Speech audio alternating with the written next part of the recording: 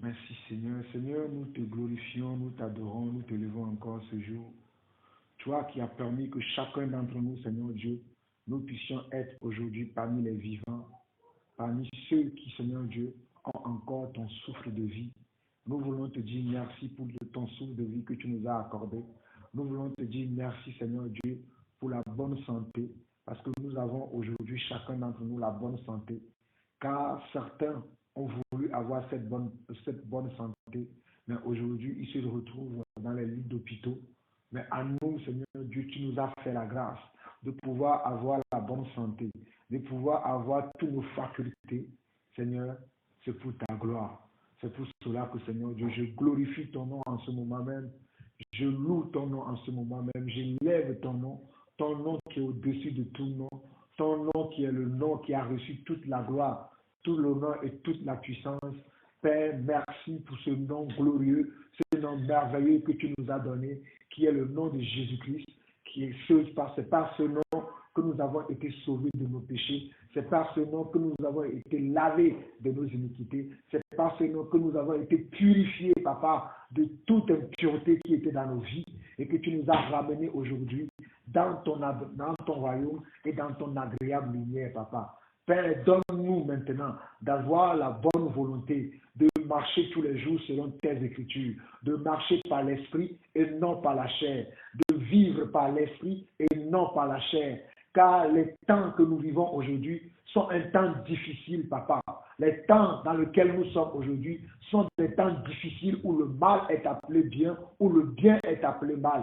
Mais Père, nous te demandons de nous donner ta sagesse, de nous donner ton intelligence, afin que nous ne nous conformons pas dans le siècle présent, mais que nous serons renouvelés par le renouvellement de notre intelligence, afin de discerner ce qui est de toi et ce qui n'est pas de toi, afin d'agir comme toi tu veux que nous agissons, afin de parler comme toi tu veux que nous parlions, afin de manifester ton amour comme toi tu veux que nous la manifestions, non pas comme le monde veut que nous la manifestions, mais comme toi-même tu veux que nous la manifestions. Voici encore nous qui sommes une église, nous sommes encore réunis aujourd'hui pour parler de toi, nous sommes encore réunis aujourd'hui, Seigneur Dieu, pour être enseignés par toi. Oh, car tu dis toi-même dans ta parole qu'ils seront enseignés de Dieu. C'est ce que toi-même tu dis dans Jean chapitre 6.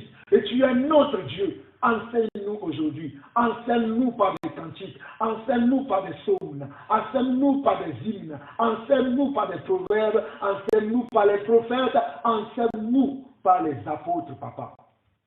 Nous attendons encore aujourd'hui. Nous ouvrons nos cœurs. Nous ouvrons nos pensées. Et nous déclarons que nos pensées sont captives à l'obéissance de Christ, Papa. Viens maintenant, fais ton œuvre au milieu de nous. Au nom puissant et glorieux de Jésus-Christ, j'ai ainsi prié.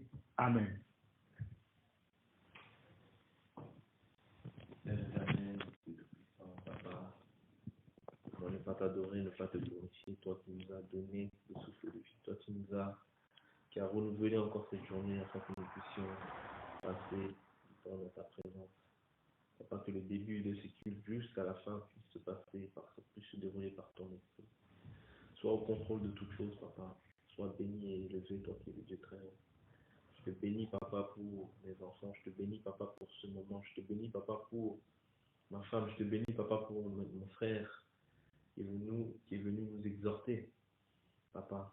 Mets les mots à notre bouche, Papa, afin que tous nous puissions avoir un partage, un échange en ce moment même, Papa.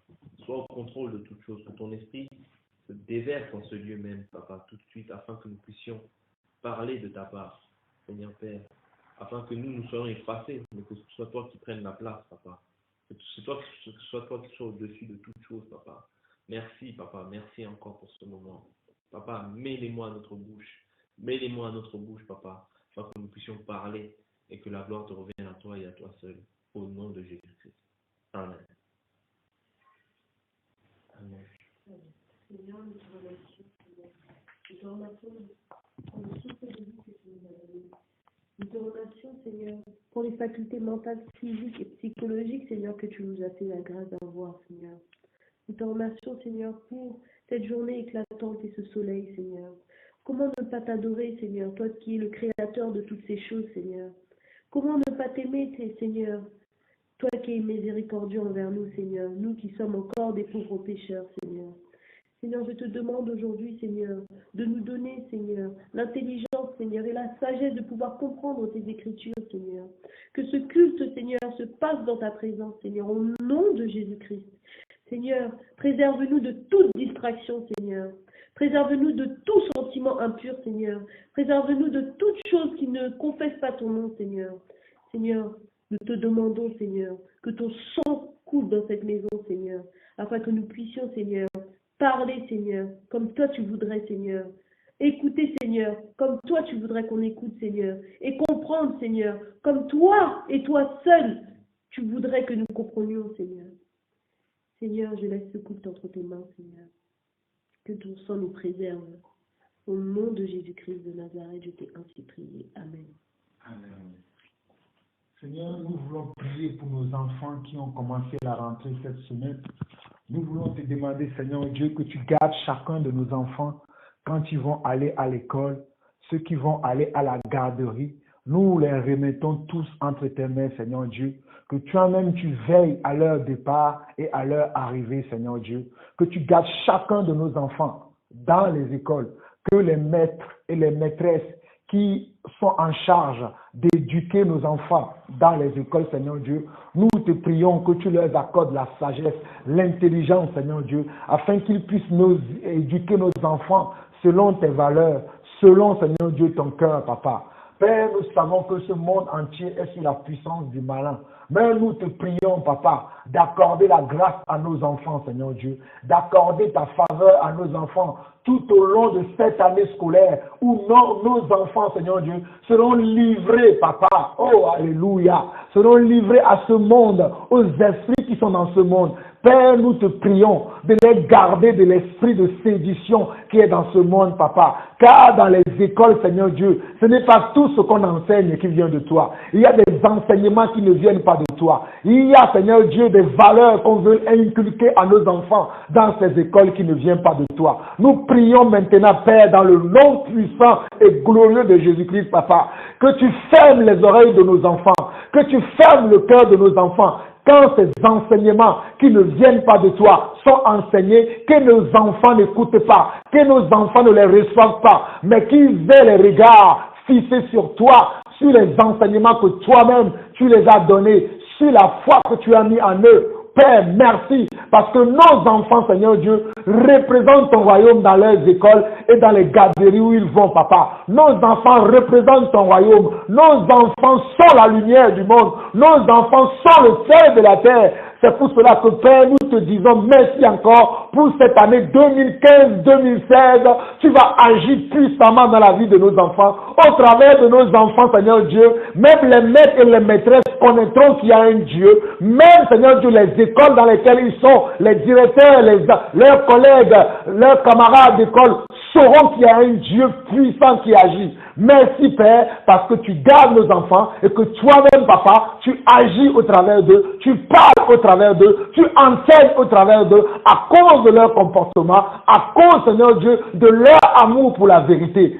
Père, nous te disons merci et nous te demandons, Seigneur Dieu, de donner à nos enfants la bonne attitude qu'ils doivent avoir envers leurs camarades, envers leurs maîtres, leurs maîtresses à l'école, qu'ils soient des enfants différents, qu'ils ne soient pas comme les enfants de ce monde, mais qu'ils soient des enfants différents, afin que le monde voit que ceux qui sont de toi sont différents de ceux qui sont de ce monde. Père, mets dans la vie de nos enfants, oh, la soumission, que nos enfants soient soumis à leur maître et à leur maîtresse, que nos enfants soient obéissants à l'école, afin qu'à cause de leur obéissance, qu'on voit que ces enfants-là sont différents des autres, papa. Père, nous te disons merci, parce que nous savons que tu feras au-delà de ce que nous t'avons demandé ou imaginé, papa.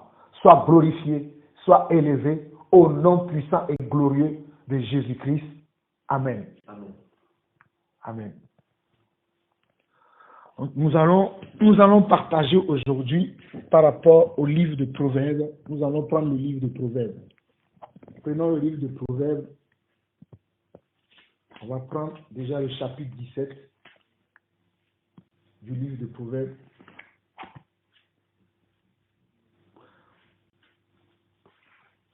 Proverbes chapitre 17. Nous avons tendance à lire que les psaumes, à lire que les évangiles, alors que nous devons lire aussi les proverbes, parce qu'il y a beaucoup d'enseignements dans le livre de Proverbes. Ce matin, j'étais en train de méditer un peu le livre de Proverbes, et j'ai été beaucoup béni, donc je vais partager ces quelques passages du livre de Proverbes avec vous, parce que nous vivons des temps difficiles aujourd'hui. On voit les gens appeler le mal bien, ou bien le bien mal. Il y a une telle perversité dans le monde aujourd'hui que si nous ne nous attachons pas vraiment à la sainte doctrine, si nous ne nous attachons pas à la parole, nous allons être amenés à tout vent de doctrine, mais que le Seigneur lui-même nous préserve. Dans Proverbe chapitre 17 dit ceci: mieux vaut un morceau de pain sec avec la paix qu'une maison pleine de viande avec des querelles. Quelle sagesse! Vaut mieux un morceau de pain sec. Ça veut dire un morceau de pain sec ici veut dire du pain qui a duré depuis des jours. Ça veut dire quelqu'un qui est comment? Dans le manque. Quelqu'un qui est comment? Dans la misère, qui est dans la galère, c'est lui qui mange un pain sec. Mais la Bible dit, vaut mieux que tu manges ce pain sec en étant dans la paix qu'une maison pleine de viande avec quoi? Avec des querelles. Nous voyons dans beaucoup d'églises aujourd'hui, beaucoup de chrétiens aujourd'hui qui sont dans des querelles de versets. L'autre croit ça, l'autre croit ceci, l'autre croit ça, l'autre croit ceci, et ça devient une querelle. Mais pourtant, nous disons que nous sommes enfants de Dieu. On nous dit quoi? Vaut mieux un morceau de pain sec avec la paix qu'une maison pleine de viande avec des querelles. Ça veut dire que vaut mieux que tu sois seul que d'être mal accompagné. Vaut mieux que nous soyons seuls que d'être mal accompagnés. Moi, je préfère être seul que d'être avec quelqu'un sur qui je ne peux pas mettre ma confiance. Je préfère marcher tout seul que d'être avec des gens qui peut-être, je crois qu'ils sont avec moi, mais qui en fait, ils sont contre moi. C'est ça qu'il dit. Vaut mieux un morceau de pain sec avec la paix qu'une maison pleine de viande avec des querelles. Il dit, un serviteur prudent domine sur le fils qui fait honte et il aura part à l'héritage au milieu des frères. Le creuset est pour l'argent et le fourneau pour l'or. Mais celui qui éprouve le cœur, c'est l'Éternel. Regardons, on dit, le creuset est pour l'argent et le fourneau pour l'or. Mais celui qui éprouve le cœur, c'est l'Éternel. C'est Dieu qui éprouve notre cœur. C'est Dieu qui sait quelles sont les réelles pensées que nous avons dans nos cœurs. Est-ce que nos pensées sont vraiment justes? Est-ce que nos pensées sont vraiment dignes?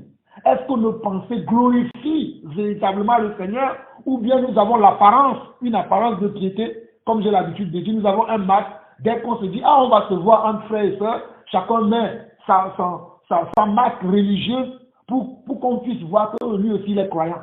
Alors que être croyant, c'est dans ton cœur, parce que la Bible dit que c'est du cœur que viennent les meurtres, les adultères, parce que c'est de l'abondance du cœur que la bouche parle. Qu'est-ce qu'il y a dans ton cœur? C'est pour ça que moi, je n'ai pas besoin même des fois de voir certaines personnes. Quand je vois la manière dont la personne parle, je vois la manière dont la personne, les gestes qu'il commet, parce que je sais que toutes ces choses-là viennent de son cœur. Je n'ai pas besoin maintenant qu'il me fasse encore un autre truc ou bien qu'il me fasse un kata pour que je sache quel est son état de cœur. Mais la manière dont il parle déjà me prouve quel est son cœur. Si son cœur est pur ou pas, je sais. Parce que Dieu sonde aussi les cœurs. Je n'ai pas besoin que la personne ouvre son cœur, mais déjà sa manière de parler, son interprétation de la parole de Dieu, sa manière de vouloir faire les choses de Dieu, me montre déjà quel est l'état de son cœur. Nous continuons. Verset 4. Le méchant est attentif à la lèvre unique. Le menteur prête l'oreille à la langue pernicieuse. On dit le méchant est attentif à la lèvre unique. Le menteur prête l'oreille à la langue pernicieuse. Celui qui se moque du pauvre outrage celui qui l'a fait. Regardez ce qu'on nous dit. On dit, celui qui se moque du pauvre outrage celui qui l'a fait. Mais à l'époque où nous vivons aujourd'hui, nous voyons des hommes de Dieu qui se moquent des enfants de Dieu. pour dire que non, si tu es pauvre, c'est parce que tu es maudit. Ils n'ont pas lu ce verset-là. Quand on dit que celui qui se moque du pauvre outrage celui qui l'a fait. Qui a fait le pauvre? N'est-ce pas Dieu? Qui a fait le riche? N'est-ce pas Dieu? Donc si quelqu'un est pauvre, c'est une maladie, c'est une honte quand on est pauvre. C'est pour ça que les gens aujourd'hui, ils ont honte de leur pauvreté. Moi, je n'ai pas honte de ma pauvreté. Je n'ai pas honte dans l'état dans laquelle je me retrouve aujourd'hui. Il y a des gens, dès qu'ils sont dans un état, ils perdent un emploi, il a honte. Il est stérile ou elle est stérile, ils ont honte. Moi, je n'ai pas honte de mon état parce que je sais que c'est Dieu qui fait toutes choses. Et la Bible déclare que tout ce que Dieu fait est comment? Est bon. Si nous lisons Genèse chapitre 1, la Bible dit que tout ce que Dieu fait est comment? Est bon. Mais le monde veut nous faire croire qu'il y a certaines choses de Dieu qui ne sont pas bonnes. Mais est-ce que nous allons accepter la parole de Dieu ou bien la parole du monde? Ou bien la parole des personnes qui vivent dans la chair? Parce qu'on voit ici, on dit, celui qui se moque du pauvre outrage celui qui l'a fait. Aujourd'hui, on entend beaucoup un message qui est prêché dans les églises, le royaume maintenant. Vous pouvez être riche. Vous avez un diamant en vous. Vous avez un trésor en vous. Vous pouvez devenir riche. Je ne dis pas qu'on ne peut pas devenir riche. Mais si nous nous focalisons sur la richesse, nous sortons de la foi.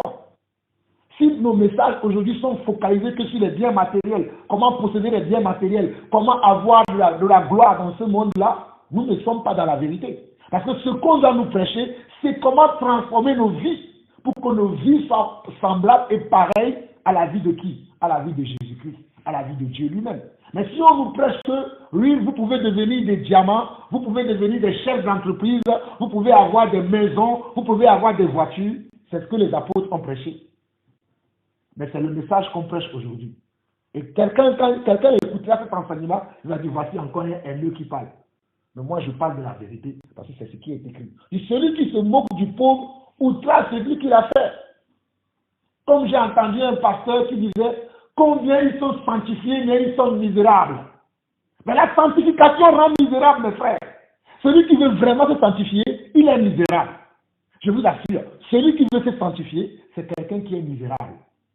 Il n'a plus de vie. Quand tu le vois, si tu le vois, il est tout le temps fatigué. Parce qu'il travaille sur son âme. Il travaille sur son esprit. Donc il est misérable. Mais moi j'ai entendu des gens dire combien ils veulent être sanctifiés, mais ils sont misérables. Mais moi je veux me sanctifier.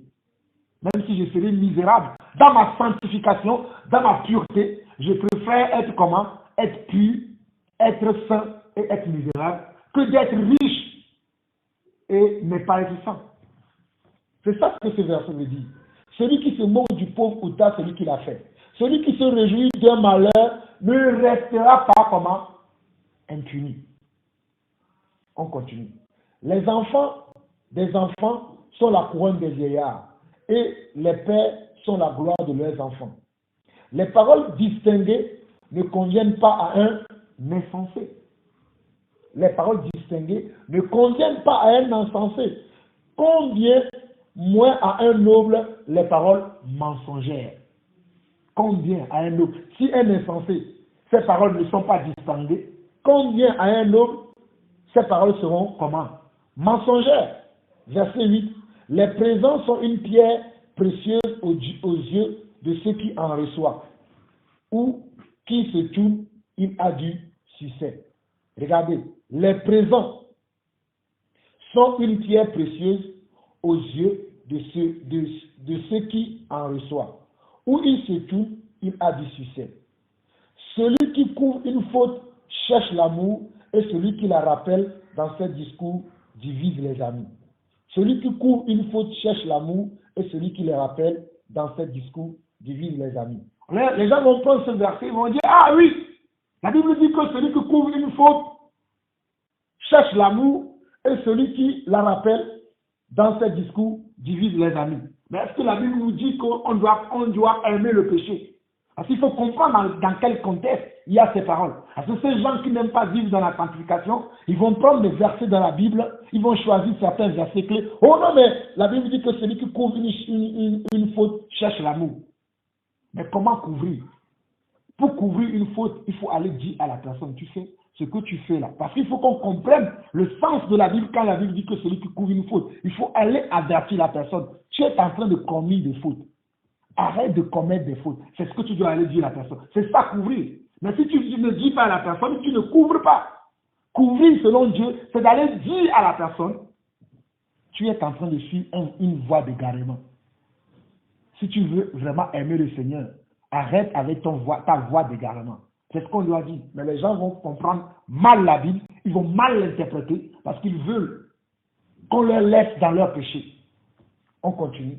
On dit une réprimande fait plus d'impression sur l'homme intelligent que 100 coups sur l'insensé. Regardez bien vous-même.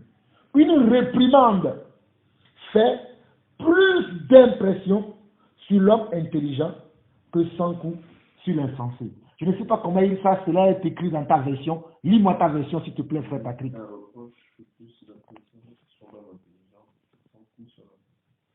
Voilà. Une reproche. Là, c'est une reproche. Ici, c'est une réprimande. C'est plus d'impression. Cela veut dire, quand on dit une réprimande fait plus d'impression, ça veut dire qu'une réprimande va plus te corriger si tu es un homme intelligent que 100 coups sur un insensé. Un insensé, même si tu le tapes du matin jusqu'au soir, il ne changera pas. Mais quelqu'un qui est intelligent, juste une réprimande, il va comprendre que, je suis en train de prendre quoi? Une mauvaise voie. C'est ce que ce verset veut dire. Mais celui qui est insensé, tu peux même lui prêcher de lundi jusqu'à dimanche, de janvier jusqu'à décembre, de sa naissance jusqu'à sa mort. Il ne comprendra pas parce qu'il est un insensé. Mais celui qui est intelligent, comme le verset le dit, juste une petite réprimande, il va se remettre tout de suite dans les droits chemins. Parce qu'il est comment? Il est intelligent. Et Dieu nous appelle à être comment? À être intelligent. Dieu nous dit, venez à moi, venez chercher de l'intelligence et de la sagesse à moi. Il dit dans Jacques chapitre 1, que celui qui manque de sagesse, il fait quoi? Qui me la demande? Et moi je donnerai. Ça veut dire que si tu manques d'intelligence, si tu manques de sagesse, tu peux aller vers Dieu et tu demandes à Dieu. Mais qu'est-ce que nous faisons aujourd'hui? Nous ne voulons pas demander. Alléluia. Verset 11. Il dit, le méchant ne cherche que révolte. Le méchant, il cherche quoi? Il cherche qu'à se révolter. Mais un messager cruel sera envoyé contre lui. Regardez qui Dieu envoie contre les méchants?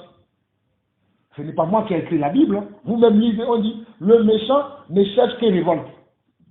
Mais un messager cruel sera envoyé contre lui. C'est ça que Dieu doit envoyer aux méchants. Des messagers cruels qui ne marchent pas sur leurs mots, qui n'arrondit pas les ongles de leurs phrases, mais qui dit la chose telle qu'elle est, afin que les gens sachent ce en quoi ils s'adonnent. Ce n'est pas moi qui ai écrit la Bible. Il est écrit, le méchant ne cherche que révolte. Mais un messager cruel sera envoyé contre lui. Alléluia. Dieu a tout prévu dans sa parole. Ce qui a été, c'est ce qui est, et c'est ce qui est, qui sera encore. Il n'y a rien de nouveau sur le soleil. Nous continuons au verset 12. Rencontre une housse privée de ses petits, plutôt qu'un insensé pendant sa folie. Regarde ce que la Bible nous dit. Rencontrons même ne serait-ce que même un lion ou une lionne, que de rencontrer quelqu'un qui est insensé. Il va perdre tout ton temps, il va perdre ta vie, parce que tu vas perdre le temps pour lui parler, mais il ne comprendra pas. C'est ce que ce verset veut dire. Il dit, rencontre une housse privée de ses petits, plutôt qu'un insensé pendant sa folie. Waouh! La personne, il est déjà insensé, et il y a encore la folie qui s'ajoute. Oh, tu vas perdre tout ton temps. Vaut mieux pour toi que de rencontrer une ours que d'aller rencontrer une telle personne. Verset 13. De celui qui rend le mal pour le bien, le mal ne quittera point sa maison. De celui qui rend le mal pour le bien, le mal ne quittera point sa maison. Vous lisez, hein? De celui qui rend le mal pour bien, le mal ne quittera pas sa maison. Dieu ne veut pas qu'on rende le mal pour bien. Dieu ne veut pas qu'on appelle bien mal. Et Dieu ne veut pas qu'on appelle mal le bien. Mais dans notre époque, c'est ce que nous faisons. Nous appelons le bien mal et nous appelons le mal bien. Que le Seigneur nous aide. Commencer une querelle, c'est ouvrir une digue. avant que la dispute s'anime, retire-toi. J'aime bien pratiquer cette partie-là. Il dit, commencer une querelle, c'est ouvrir une digue. Avant que la dispute s'anime, retire-toi. C'est pour ça que quand je vois des gens, ils sont charnels, tu leur dis des choses, ils ne veulent pas. Alors moi, je dis, je vais me retirer. Parce qu'il faut qu'on soit sage. Et ça, le livre des Proverbes, c'est un livre sage qui a été écrit par qui? Par Salomon. Et la Bible dit que de Salomon, quand on lit dans Matthieu chapitre 6, la Bible dit que de nos jours, il n'y a aucun roi qui a été sage comme Salomon. Et c'est lui qui nous a écrit ça. Voulons-nous être sages aujourd'hui? Ou bien voulons-nous être je ne sais pas, dans notre imperfection, dans nos résidus? Moi, je veux la sagesse de Dieu. Verset 14, il dit, commencer une querelle, c'est ouvrir une digue avant que la dispute s'anime, retire-toi. Il continue. Celui qui absout le coupable et celui qui... celle-là, elle est encore bien. Il dit, celui qui absout le coupable et celui qui condamne le juif sont tous deux en abomination à qui? C'est moi qui ai écrit cela.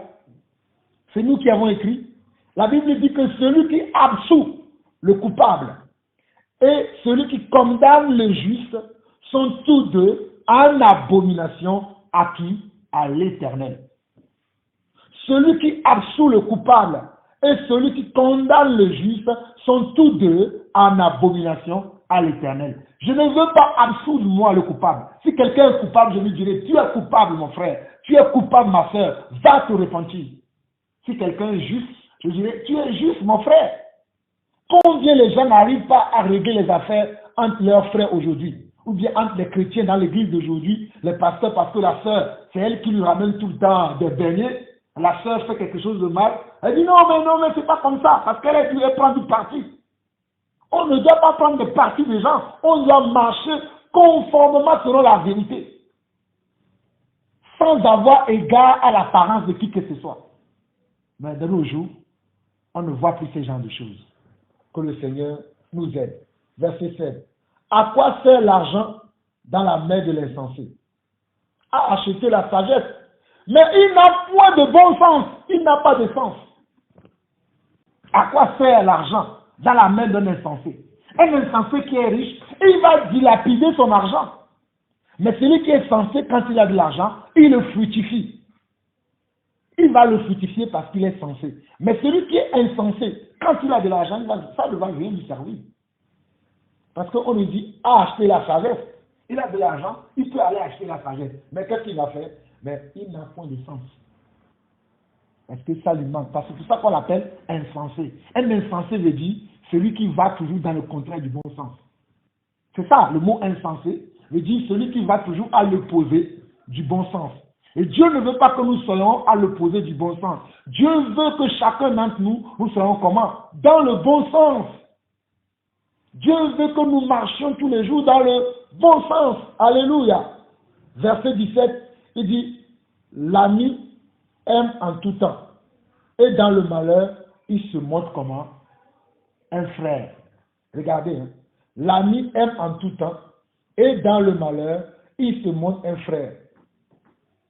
Un ami, quelqu'un qui est un ami pour toi, c'est quelqu'un qui t'aime en tout temps. Et quand tu seras dans le malheur, il se montre comme un frère. Il va te relever. Mais les amis que nous avons aujourd'hui, quand tu es dans le malheur, ils t'abandonnent. Ah non, mais moi, non. Moi, je gagne que 1000 € par mois. Son problème, c'est pas mon problème. Hein. Mais pourtant, il te dit qu'il est ton ami. Pourtant, il dit qu'il est ton frère. Quels sont ces genres de frères que nous avons aujourd'hui? Moi, je cherche des véritables frères. Ceux-là qui vont m'aimer.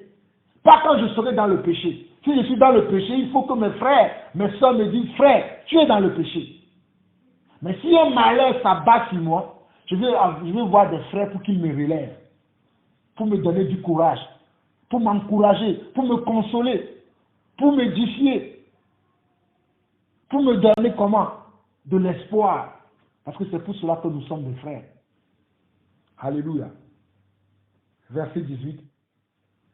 L'homme dépourvu de sens prend des engagements, il cautionne son prochain.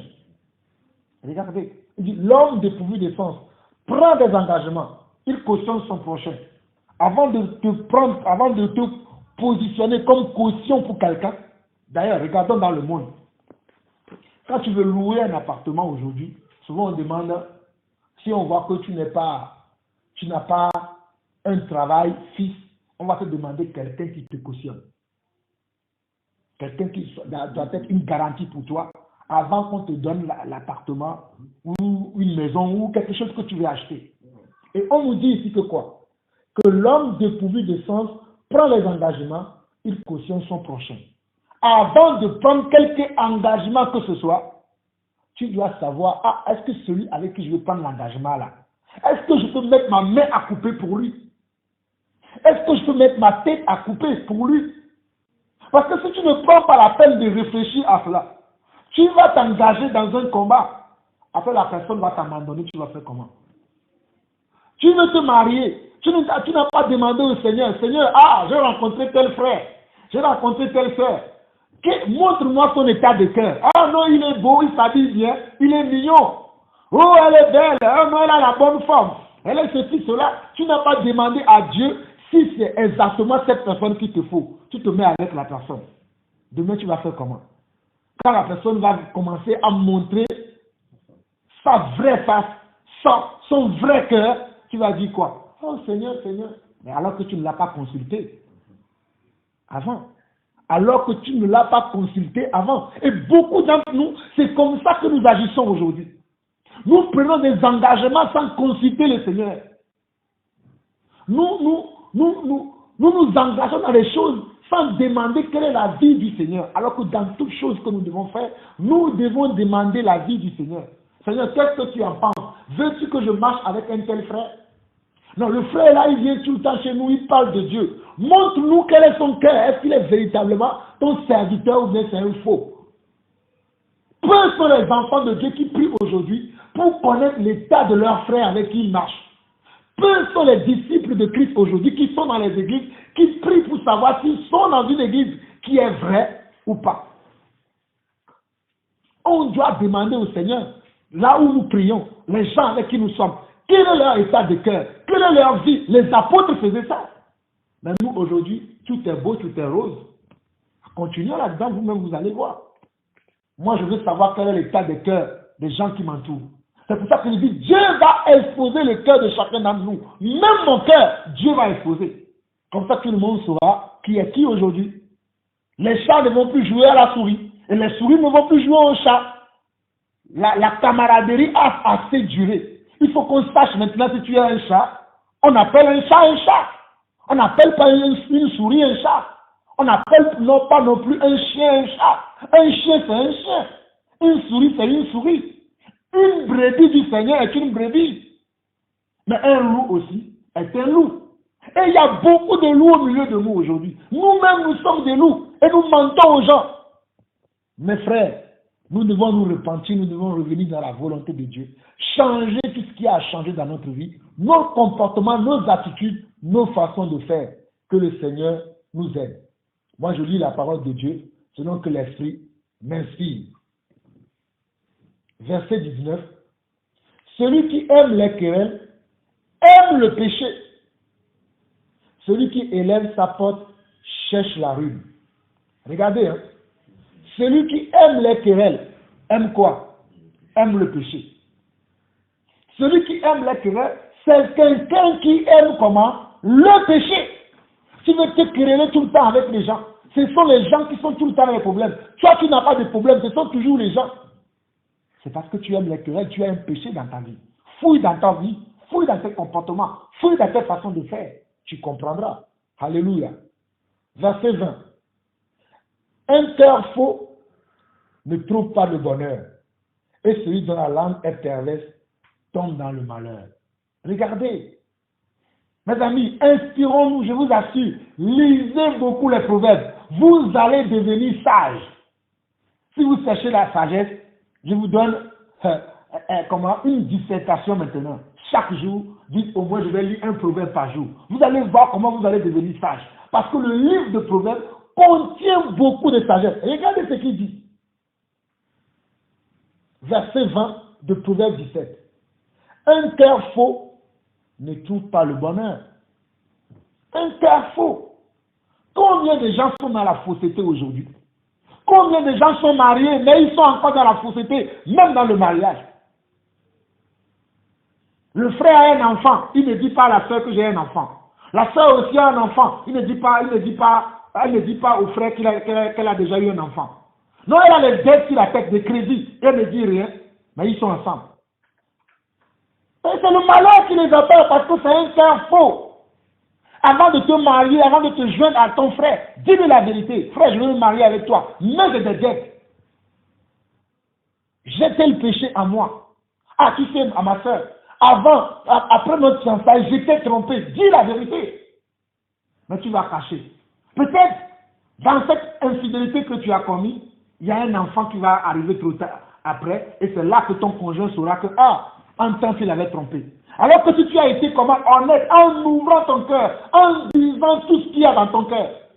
Moi, j'aime dire tout ce qu'il y a dans mon cœur. Je n'aime pas cacher. Si les choses ne vont pas, je ne veux pas qu'on fait comme les gens. La chose ne va pas, mais je fais semblant. Oui, amen. Alors que dans mon cœur, je t'en veux. Non, je vais te dire, frère, ce n'est pas comme ça. Je préfère te dire, même si tu vas être fâché contre moi, au moins je t'aurais dit la vérité. Mais aujourd'hui, combien d'enfants de Dieu n'exposent pas vraiment leur cœur? Mais je bénis le Seigneur parce que par le discernement, Dieu nous montre toujours le cœur des gens. Par le discernement. Tôt ou tard, Dieu révèle toujours le cœur des gens. Tôt ou tard, Dieu révèle toujours le cœur des gens. Judas s'est caché. Mais à la fin, Dieu l'a révélé. On l'a attrapé comment? En flagrant délit. Parce qu'il est parti prendre l'argent pour livrer notre Seigneur au sacrificateur. Même l'argent qu'il a pris, plus tard il s'est rendu compte que cet argent ne lui servira à rien. Il est reparti dans le temple vers les sacrificateurs. Il a dit, prenez votre argent, je ne veux plus le livrer. Ils ont dit, non, tu as déjà livré, tu as pris l'argent, que cet argent périsse avec toi. Il est parti faire quoi après? Il est parti mourir tout seul. Au début, il cachait. Il cachait son état de cœur. Mais Jésus, lui, il savait. C'était les autres disciples qui ne savaient pas qu'il y avait comment? Un Judas.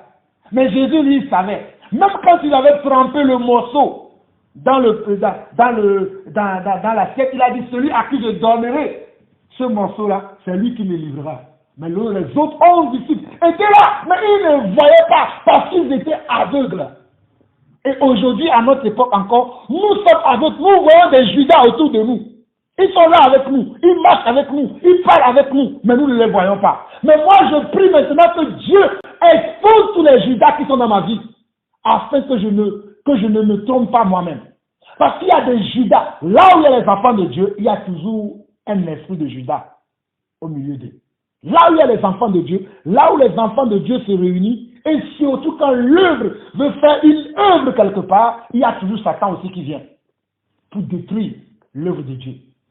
C'est pour cela que nous devons beaucoup prier, mes frères. Nous devons être des hommes spirituels et non des hommes charnels. On ne marche avec quelqu'un parce que, bon, voilà, il connaît la parole. Mais parce qu'on connaît sa vie, on voit que cette personne-là, ce que lui-même il dit, il pratique. On doit connaître, laissez toutes ces personnes qui dirigent les églises aujourd'hui, nous devons arriver à connaître leur vie. Mais quand je vois les églises, comme je disais hier dans la vidéo que j'ai faite, que les gens appellent des gens pasteurs, prophètes, apôtres, ils ne savent même pas là où ils vivent. Ils s'attendent simplement le dimanche, le pasteur vient en costume, cravate, tout ça là, ils balancent quelques versets, ils applaudissent, ils chantent quelques louanges. Oh, gloire à Dieu, notre pasteur est puissant. Votre pasteur est puissant. Continuez. Jésus reviendra et vous dira ceux qui sont vraiment puissants. La puissance, c'est dans les actions, dans le comportement, dans la manière de vivre que nous avons. C'est en cela qu'on voit vraiment la puissance de Dieu. Nous étions au verset 20. Allons au verset 21. On dit, celui qui donne naissance à un insensé aura du chagrin. Le père d'un fou ne peut pas se réjouir. Ça, je ne peux même pas l'interpréter parce que c'est clair. On dit quoi? Celui qui donne naissance à un insensé aura du chagrin. Le père d'un fou ne peut pas se réjouir. Un cœur joyeux est un bon remède, mais un esprit abattu dessèche les jours. C'est pour ça que j'aime être joyeux.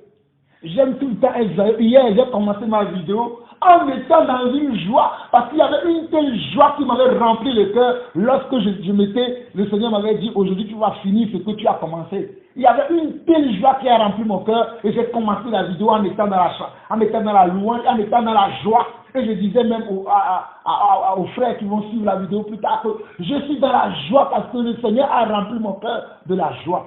Parce que je sais que la joie est un remède pour un cœur qui est pur, pour un cœur qui est juste devant le Seigneur, tout le temps. Des fois, quand je suis tellement dans la joie comme ça, mon épouse, elle me demande, ah, pourquoi tu es comme, tu as reçu une révélation? Je dis non, ce n'est pas une révélation. Mais Dieu que j'aime m'a rempli de joie. Les gens sont joyeux quand ils ont une révélation. Moi, je suis dans la joie tout le temps, parce que la révélation, c'est Jésus-Christ déjà pour moi. S'il y a une autre révélation qui vient, gloire à Dieu. Mais tous les jours, je suis dans la joie. Parce qu'il a dit, réjouissez-vous. Je le répète, réjouissez-vous en tout temps. Mais nous, on ne se réjouit pas. On vient de casser ta voiture, tu es là. Ta voiture vient de tomber en panne, tu ne te réjouis pas. Ce ne sont que des choses matérielles. Dieu nous prépare une cité là-haut au ciel. Et bientôt, très bientôt, nous partirons là-bas au ciel. Mais toi, tu es angoissé parce que ta voiture ne marche plus. Tu es angoissé parce que tu as perdu ta clé. Tu es angoissé parce que tu as perdu ton travail. Moi, je suis dans la joie quand je perds un travail. Parce que quand une porte se ferme, une autre s'ouvre dans le nom de Jésus. Dieu fait chaque chose bon et belle à son temps. Ayons confiance en notre Dieu, mes frères. Oh, je suis même dans la joie en disant ce que je suis en train de dire. Il y a une joie qui envahit mon cœur. Oh, je suis dans la joie, une joie immense. Je suis dans l'allégresse, car Yahweh m'a libéré. Mon papa est fidèle, il ne m'abandonne jamais. Je n'ai plus rien à craindre, car Yahweh m'a libéré. Mon papa est fidèle, il ne m'abandonne jamais. Je n'ai plus rien à craindre, car Yahweh m'a libéré. Je suis dans la joie, une joie immense. Je suis dans l'allégresse, car Yahweh m'a libéré. Dieu nous a libérés, mes frères. Dieu nous a libérés de notre ancienne vie. Dieu nous a libérés de nos péchés. Dieu nous a lavés, il nous a purifiés. Il nous a ramenés maintenant dans son... Oh, mes frères, Dieu nous a ramenés dans son royaume. Qui peut nous toucher aujourd'hui en étant enfant de Dieu? Personne. C'est pour cela que l'apôtre Paul, dans le livre de Romains, au chapitre 8, il dit, ni la mort, ni la vie, ni les choses du passé, ni les choses à venir ne pourra nous séparer de l'amour de Dieu. Mais nous, aujourd'hui, dès que quelqu'un parle mal de toi, tu dis, ah non, ce Christ-là, non. Moi, quand on parle mal de moi, cela veut dire que j'ai trouvé Christ. Parce qu'on ne peut parler mal de que ceux qui ont trouvé Christ. Comme on a vu avec les apôtres, on parlait mal d'eux. On les traitait de n'importe quoi. Mais c'est parce qu'ils avaient trouvé Christ. Quand tu trouves le bon chemin, on parlera mal de toi. Quand tu trouves le bon chemin, on te traitera de fou. Mais sache que la folie de Dieu est une sagesse pour les gens de ce monde. Et moi, je préfère la folie de Dieu contrairement aux sagesses de ce monde. Parce que la sagesse de ce monde est une folie pour notre Dieu. Mais la folie de notre Dieu est aussi. Oh, mes frères, je suis dans la joie. J'ai même envie d'arrêter de... Oh mon Seigneur, béni sois-tu Adonai. Béni sois-tu, toi, Éternel des armées. Béni sois-tu pour ce que tu es pour nous. Béni sois-tu pour ce que tu fais dans nos vies. Béni sois-tu pour ce Dieu merveilleux, ce Dieu puissant, ce Dieu glorieux. Oh, ce Dieu extraordinaire. Ce Dieu qui dit et la chose arrive. Ce Dieu qui ordonne et la chose existe. C'est toi l'Éternel des armées. C'est toi qui as fendu la mer en deux.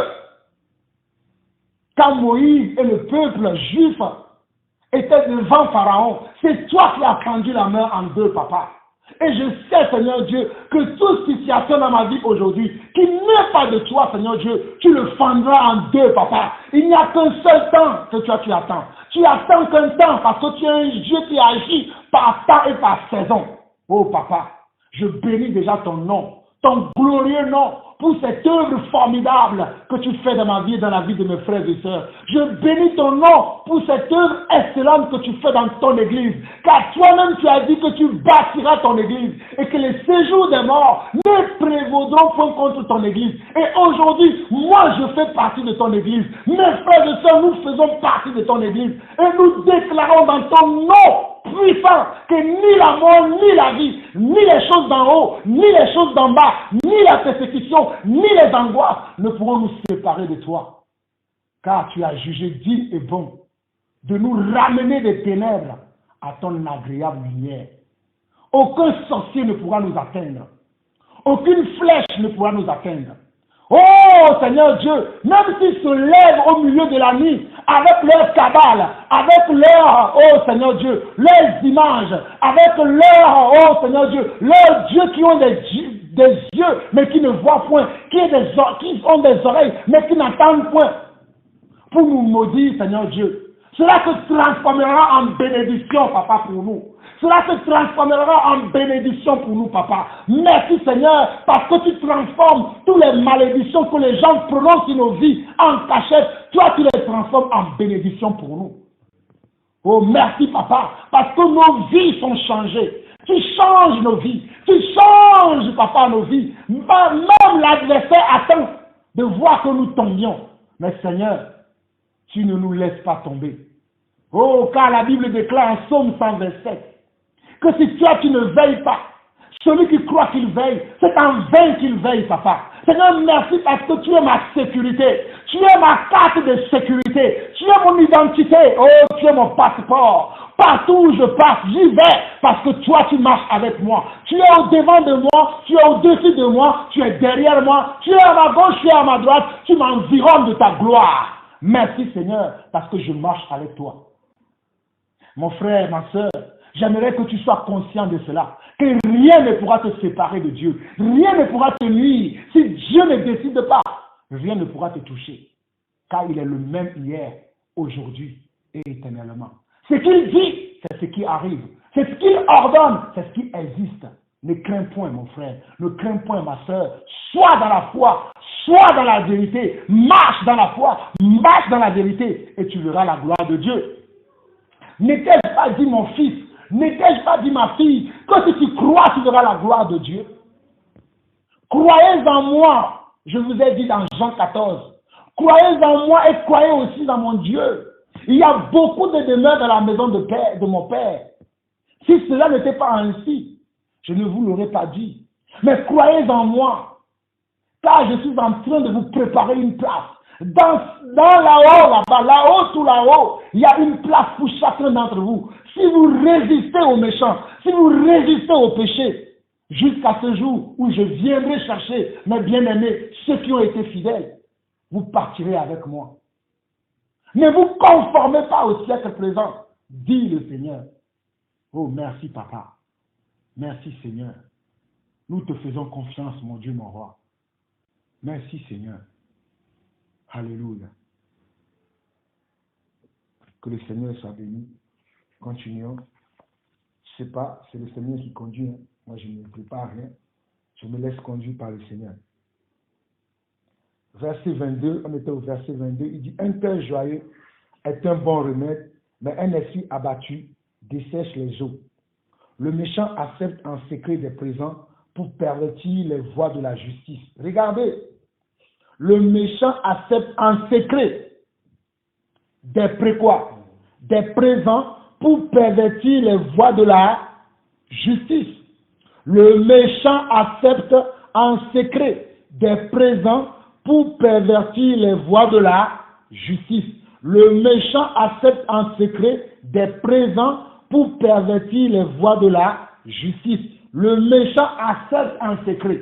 C'est pour cela que même quand quelqu'un me contacte en secret, oui, un tel frère a dit ceci, une telle soeur a dit cela, j'aime toujours dire, je dis, ce que tu me dis là, est-ce que tu peux me redire cela en face du frère ou en face de la sœur. Parce que ça aussi, c'est une forme de présent. Quand les gens viennent vous voir en secret, ils viennent vous parler en secret.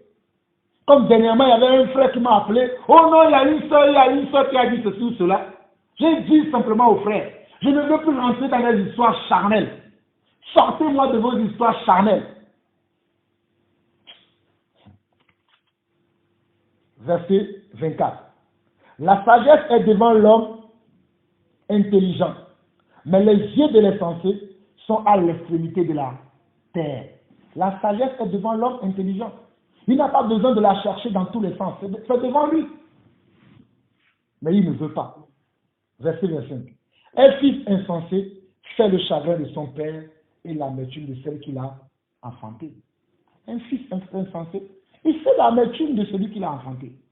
Des fois, le fils n'est pas né insensé. Mais c'est toi-même qui le rends insensé parce que tu n'as pas pris le temps de jouer le rôle d'un bon père. Merci Seigneur, nous sommes dans Proverbe. On va voir ce verset qui parle de cela dans Proverbe. Regardons Proverbe chapitre 22. Proverbe chapitre 22. Proverbe chapitre 22. Ici, on dit quoi? Dans le Proverbe chapitre 17, verset 25, on dit un fils insensé fait le chagrin de son père et l'amertume de celui qui l'a enfanté. C'est ça, non? Mais ici, dans Proverbe 22,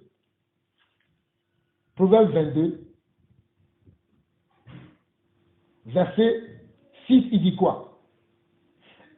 Instruis l'enfant selon la voie qu'il doit suivre, et quand il sera vieux, il ne s'en détournera pas.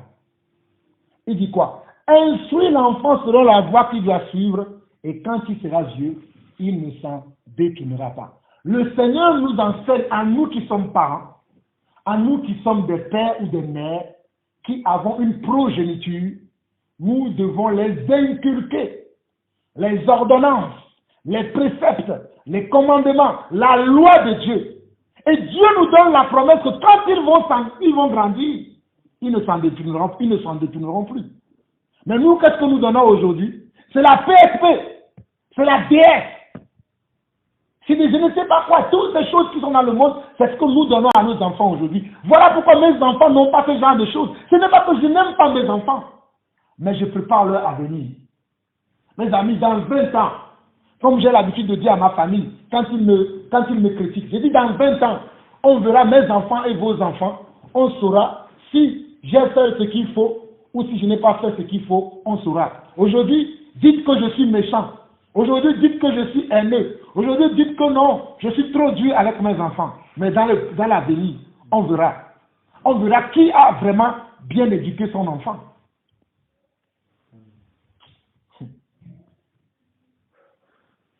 Instruis l'enfant selon la voie qu'il doit suivre, et quand il sera vieux, il ne s'en détournera pas. Alléluia.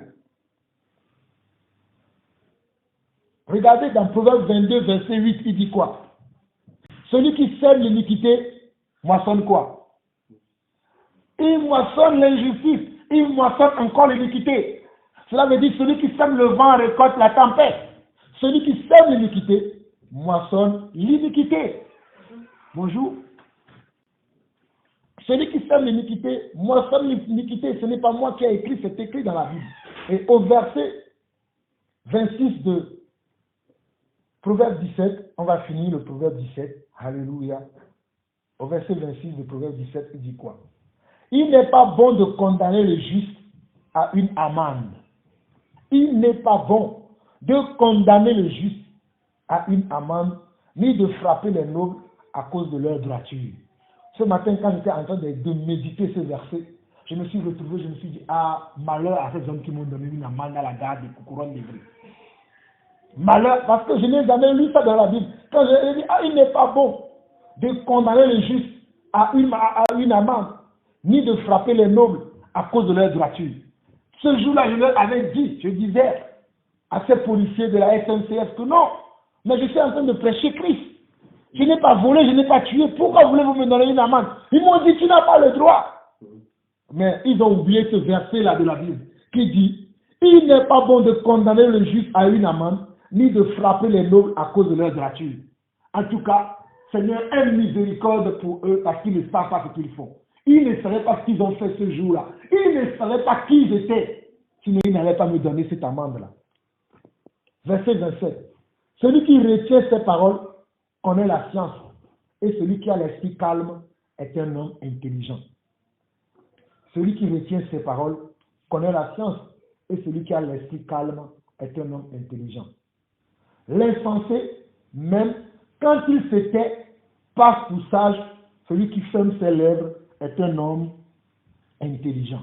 C'est pour ça que des fois, j'aime fermer ma bouche pour ne même pas parler. Parce qu'on nous dit que celui qui est insensé, il passe pour sage quand il se tait. Waouh! Celui qui n'a pas de sens, qui n'a pas de sagesse, qui est un insensé, lorsqu'il se tait, la Bible dit que quoi? Il passe pour sage. Je comprends quand la Bible dit que parlons moins. Les gens aujourd'hui veulent tout le temps parler. Mais que le Seigneur nous aide, que nous puissions moins parler, mais que nous agissons beaucoup. Alléluia. Nous allons voir Ésaïe, on va finir dans le livre d'Ésaïe aujourd'hui, comme j'avais dit. Que le Seigneur vous bénisse. Ésaïe chapitre 65, si je ne me trompe pas. Ésaïe 65.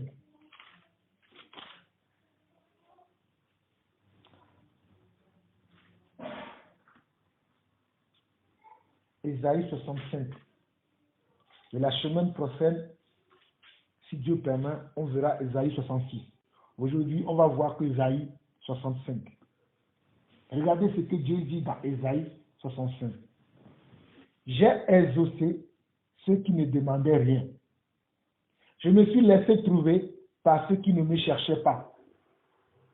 J'ai dit, me voici, à une nation qui ne s'appelait pas de mon nom. J'ai tendu mes mains tous les jours vers un peuple rebelle qui marche dans une voie mauvaise au gré de ses pensées. Regardez le verset 3 et le verset 2. J'ai tendu mes mains tous les jours, comme Dieu tend encore ses mains tous les jours, par les prédications que nous envoyons, par la fête doctrine que nous envoyons. Dieu tend sa main à son peuple. Dieu tend sa main à ses enfants. Mais les incrédules de ce siècle ne veulent pas écouter l'évangile. Les incrédules de notre temps, de ce temps moderne, ne veulent pas accepter l'évangile. Dieu dit, j'ai tendu mes mains tous les jours. Tous les jours, Dieu tend sa main. Il dit, j'ai tendu mes mains tous les jours vers un peuple rebelle qui marche dans une voie mauvaise au gré de ses pensées. Vers un peuple qui ne cesse de m'irriter en face, sacrifiant dans les jardins et brûlant de l'argent sur les briques. Qui fait des sépulcres sa demeure et passe la nuit dans les cavernes, mangeant de la chair de porc et ayant dans ses vases des mets impurs. Et qui dit, retire-toi, ne m'approche pas, car je suis saint. Le Seigneur dit quoi? Ne m'approche pas, car je suis saint. Quand on nous dit au verset 4 qui fait des sépulcres de sa demeure et passe la nuit dans les cavernes, mangeant de la chair de porc, la chair de porc ici représente quoi? Représente l'iniquité, représente l'impureté, représente quoi? La non-sanctification, représente quoi? La perversité, représente l'immoralité. Regardez le porc vit dans quoi? Le porc, il vit dans les endroits qui sont sales. On voit les chrétiens aujourd'hui qui vivent dans les endroits qui sont sales. Ils ne sont pas des chrétiens. Un chrétien ne vit pas dans un endroit qui est sale. Il est d'abord lui-même propre et il va vivre dans un endroit propre. Des fois, quand je vais sur les chrétiens, je regarde même dans leur toilette pour savoir, parce que quelqu'un qui est propre, quand tu rentres dans cette toilette, même les toilettes sont propres. Son salon est propre, sa cuisine est propre. Tu rentres chez les gens, quand tu rentres chez un homme, tu vois sa maison n'est pas propre, n'est pas bien ordonnée. Sache que ce monsieur-là a un problème dans sa vie. Sache que ce dernier a un problème dans sa vie. Celui qui est dans la saleté ne connaît pas le Dieu que je sers. Parce que le Dieu que je sers est propre en tout temps. Alléluia. Nous continuons au verset 5. Lui dit, retire-toi, ne m'approche pas, car je suis saint. De pareilles choses, c'est une fumée dans mes narines. C'est un feu qui brûle toujours. Voici ce que j'ai résolu par devers moi. Loin de me taire, je leur ferai porter la peine.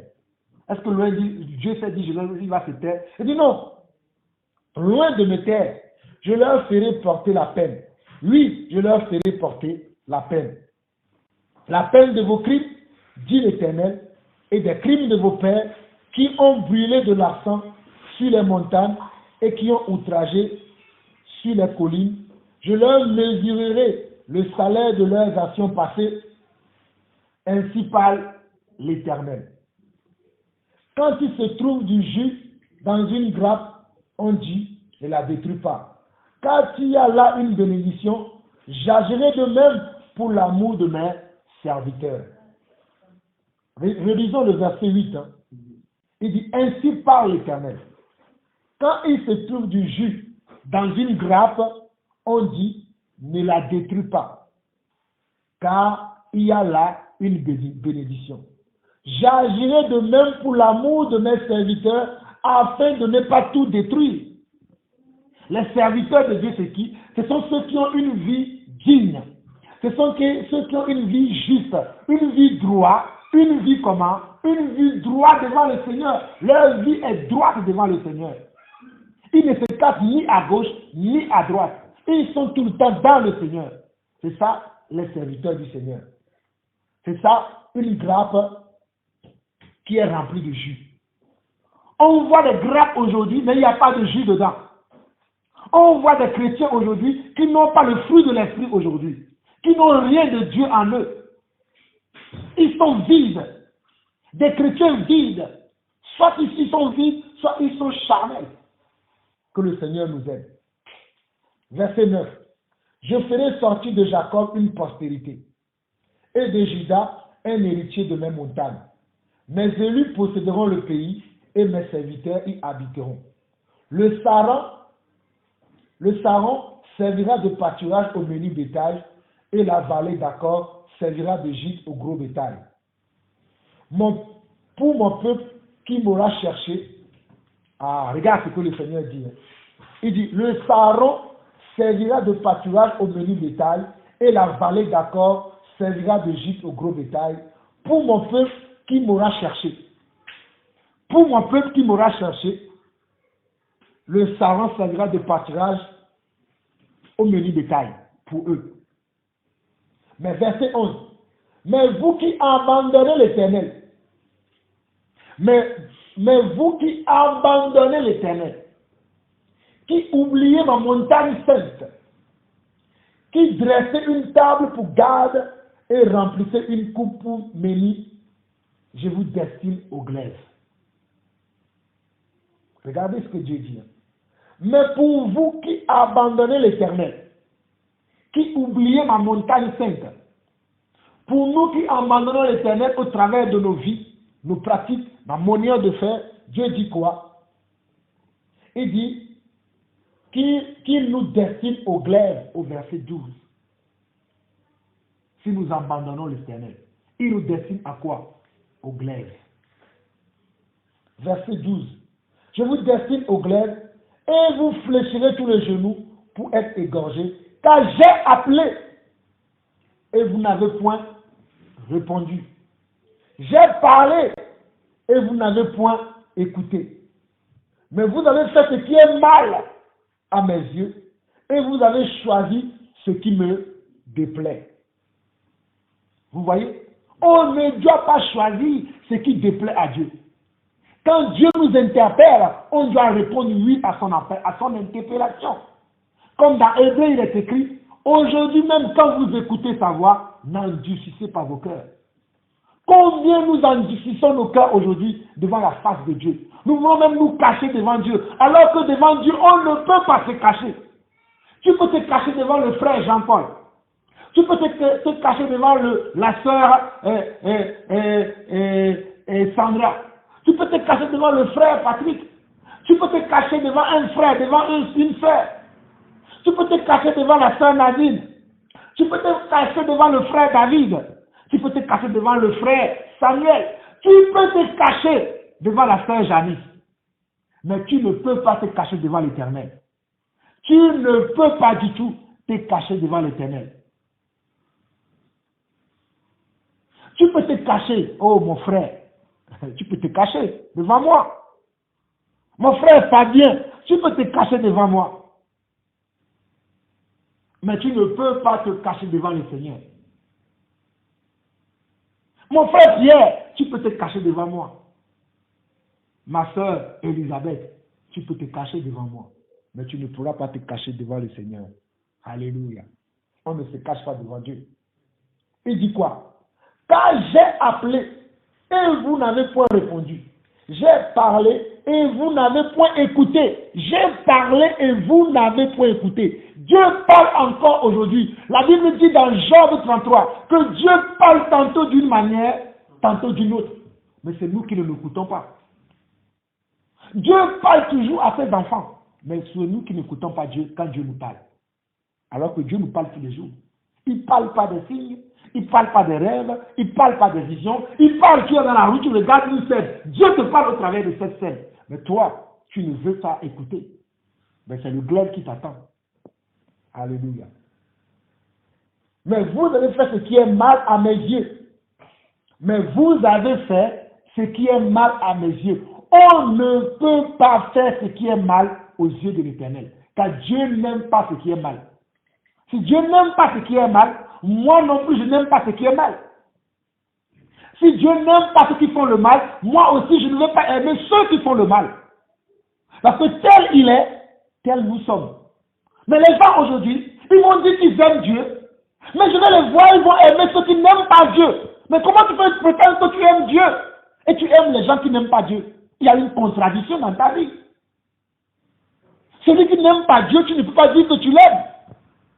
Parce que Dieu dit que celui qui ne m'aime pas, c'est un méchant. Et c'est le feu éternel qui leur a réservé. Toi, tu fais ami de ces personnes-là. Tu deviens leur ami. Vous marchez ensemble. Vous travaillez ensemble. Vous faites tout ensemble. Tu as un problème. Verset 13. C'est pourquoi, ainsi parle le Seigneur l'Éternel. Voici mes serviteurs mangeront, et vous aurez comment? Faim. Voici mes serviteurs boiront, et vous aurez soif. Voici mes serviteurs mangeront, et vous aurez comment? Vous aurez faim. Voici mes serviteurs boiront, et vous aurez soif. Voici mes serviteurs se réuniront, et vous serez confondus. Mon frère, ma soeur, toi qui suivras cet enseignement plus tard, si tu ne veux pas vivre la faim, vivre la soif, vivre la confusion, remets de l'ordre dans ta vie aujourd'hui. Remets de l'ordre dans ta vie aujourd'hui. Remets de l'ordre dans tes priorités aujourd'hui. Remets de l'ordre dans ta façon de servir le Dieu Tout-Puissant aujourd'hui. Remets de l'ordre dans ta vie. Dans ta vie, toi qui représentes l'église aujourd'hui, toi qui es une église aujourd'hui, toi qui te dis que tu es disciple de Christ, remets de l'ordre dans ta vie. Si tu ne veux pas vivre la faim, si tu ne veux pas vivre la soif, si tu ne veux pas vivre la confusion, remets de l'ordre dans ta vie. Crois-moi, même si aujourd'hui tu crois que tu as de la richesse, tu as tout à tes pieds, je peux t'assurer qu'un seul jour, Dieu peut te confondre. Il y a un verset qui en parle dans la Bible. Il dit que toi qui te dis, je vais monter, je ne verrai jamais le malheur. Je ne verrai jamais la honte. Mais en une seule journée, tu verras la honte, tu verras le malheur. Parce que tu as été comment? Tu as été orgueilleux. Dieu t'a trouvé orgueilleux devant lui. Dieu t'a trouvé orgueilleux devant lui. Merci Seigneur pour ce passage que tu me donnes dans le livre des Actes. Je vais finir ce passage-là, je vais aller là-bas. Merci Seigneur. Il dit quoi? Verset 14. Voici mes serviteurs chanteront dans la joie de leur cœur, mais vous crierez dans la douleur de votre âme et vous vous lamenterez dans l'abattement de votre esprit. Vous laisserez votre nom en imprécation à mes élus.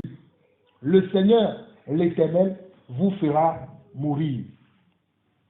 Il donnera à ses serviteurs un autre nom. Celui qui voudra être béni dans le pays voudra l'être par le Dieu de vérité, et celui qui jugera dans le pays jugera par le Dieu de vérité, car les anciennes souffrances seront oubliées, elles seront cachées à mes yeux. Oh, j'aime cette partie. Le verset 15 dit quoi?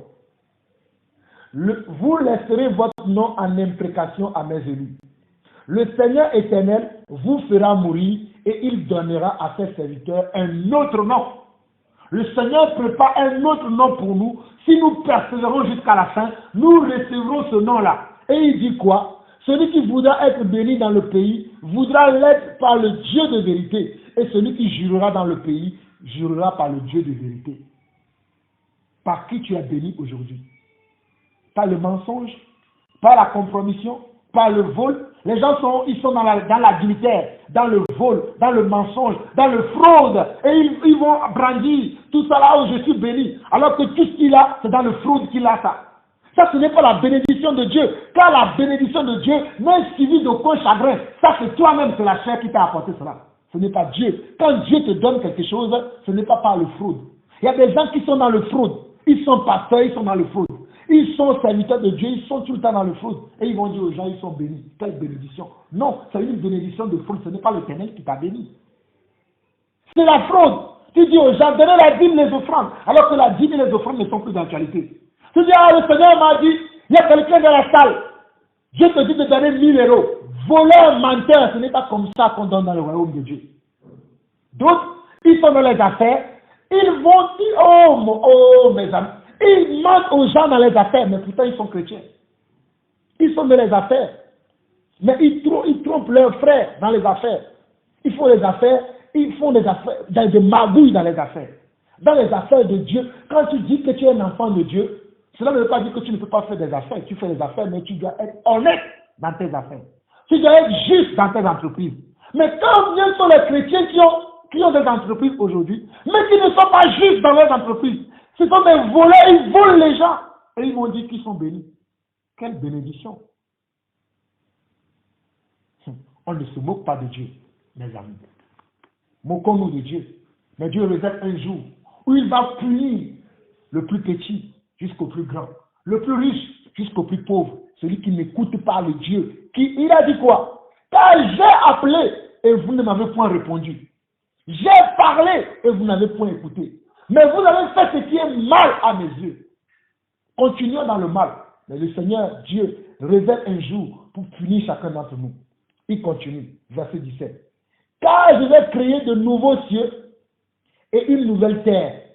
On ne se rappellera plus les choses passées et elles ne reviendront plus à l'esprit. Oh mes frères, ça c'est une bonne nouvelle pour nous. Aujourd'hui, tout ce que nous endurons, la honte, le mépris, les jalousies, les querelles, les disputes, l'envie, toutes ces choses-là, quand Dieu va nous amener dans cette nouvelle terre, la Bible dit que quoi? Il effacera tous nos pensées. Nous ne nous souviendrons plus de toutes ces choses que nous avons vécues sur la terre, où les gens nous ont injuriés, où les gens nous ont traités de fous, nous ont traités de n'importe quoi. Dieu effacera tous ces mauvais souvenirs-là de nos cœurs. C'est une promesse, mes frères. Je crois en cela. Je crois en cela. Car il dit la chose et la chose arrive. Et il ordonne et elles existent. Il dit et la chose arrive. Il ordonne et elles existent. C'est à ce Dieu, l'Éternel des armées, Yahweh ici, Yahweh Rapha, c'est à ce Dieu que moi je crois. L'Éternel, ma bannière, le Dieu Tout-Puissant. Je crois en ce Dieu-là. Oh! Merci Seigneur. Merci Seigneur. Merci Seigneur. Merci Jésus. Nous te glorifions Seigneur pour cette œuvre que tu fais dans nos vies, Papa.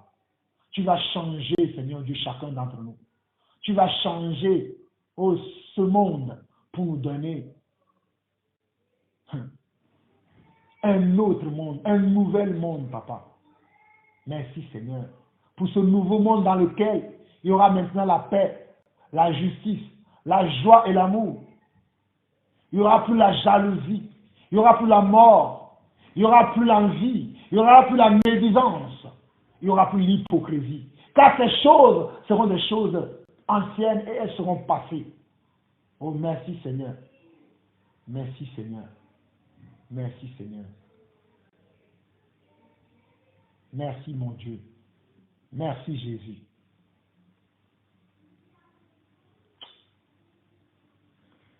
Que le Seigneur soit béni. Verset 18. Réjouissez-vous plutôt et soyez à toujours dans l'allégresse à cause de ce que je vais créer. Car je vais créer Jérusalem pour l'allégresse et son peuple pour la joie. Je ferai de Jérusalem mon allégresse et de mon peuple ma joie. On n'y entendra plus le bruit des pleurs et le bruit des cris.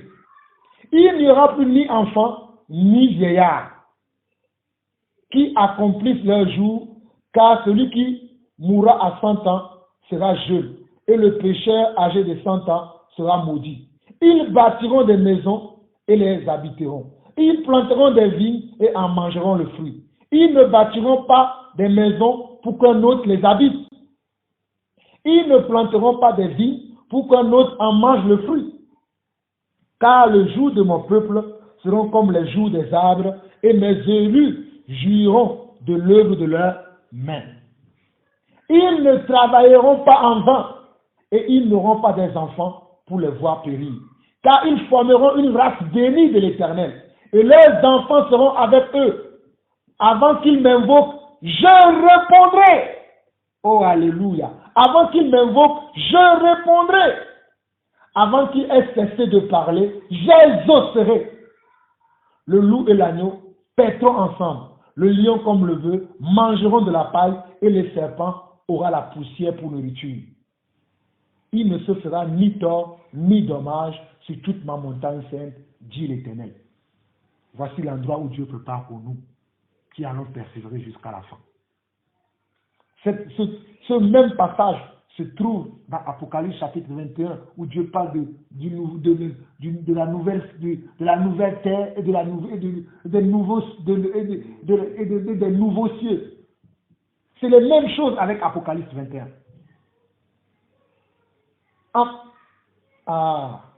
Oh Seigneur, je bénis encore ton nom aujourd'hui. Je suis dans la joie de ce que tu prépares pour nous. Je suis dans la joie de ce que tu prépares pour ton Église. Je suis dans l'allégresse de savoir que tu prépares une place pour nous qui sommes tes enfants. Que tu veux, Seigneur Dieu, que nous qui sommes tes servantes et tes serviteurs, que tu nous prépares un endroit. Oh Seigneur, merci parce que lorsque nous allons parler, tout de suite tu nous exauceras. Merci parce que même aujourd'hui, tu nous exauces. Aujourd'hui même, tu nous exauces. Tu entends le cri de nos cœurs. Car, Seigneur Dieu, le monde nous voit comme si nous sommes des menteurs. Le monde nous voit comme si nous sommes des gens qui sont fous. Mais Seigneur, c'est à cause de toi qu'on nous met tous les jours, qu'on nous amène tous les jours à la boucherie. C'est à cause de toi que nous souffrons ces choses. C'est à cause de l'évangile de paix, l'évangile de grâce, l'évangile de vérité que nous souffrons ces choses. Mais papa, nous allons souffrir jusqu'à ce que tu nous reviennes. Nous allons souffrir jusqu'à ce que tu nous reprennes. Nous allons souffrir jusqu'à ce que toi tu n'en décides que c'est bon, viens dans mon repos.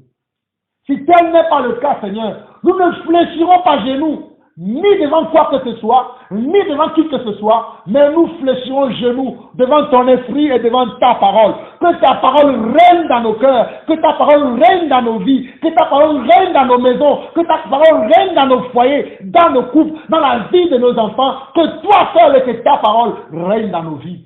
Au nom puissant et glorieux de Jésus-Christ. Oh, alléluia.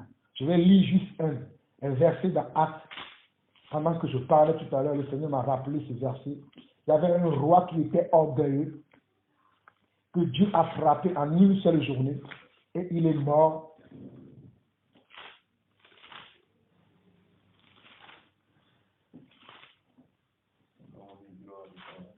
Voilà, tu connais.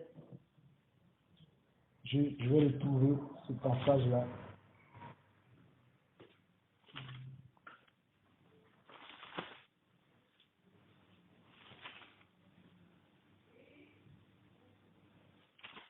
Oh, merci Seigneur.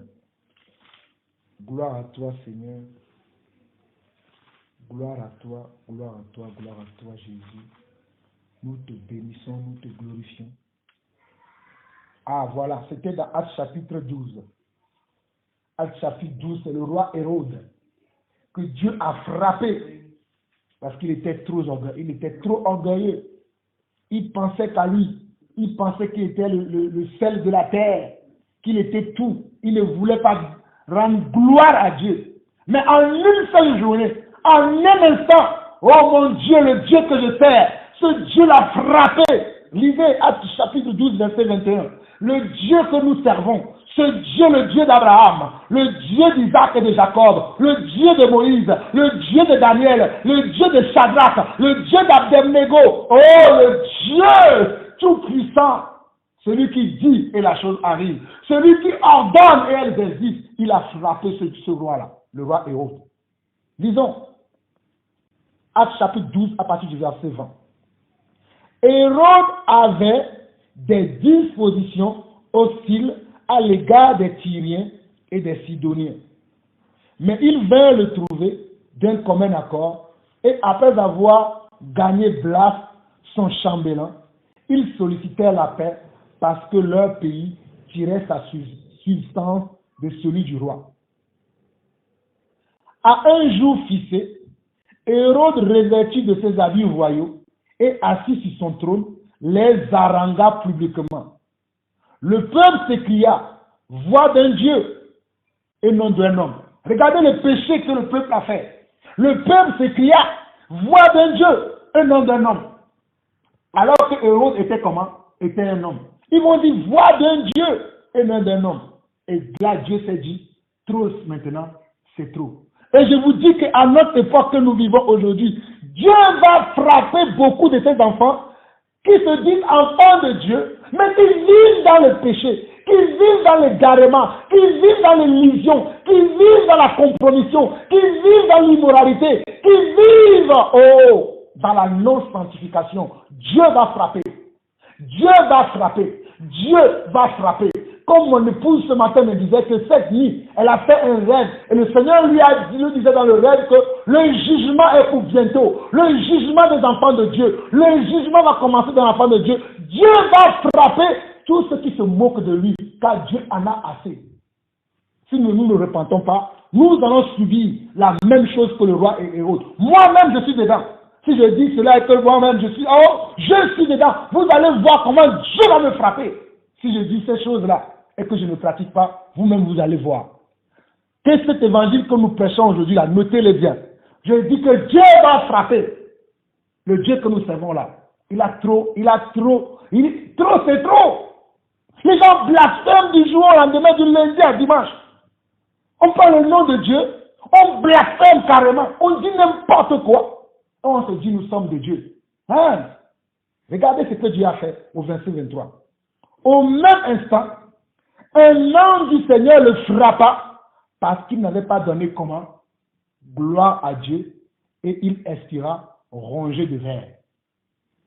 On nous dit quoi? Au même instant, un ange du Seigneur le frappa parce qu'il n'avait pas donné gloire à Dieu, et il expira rongé de verre. Au même instant, un ange du Seigneur le frappa.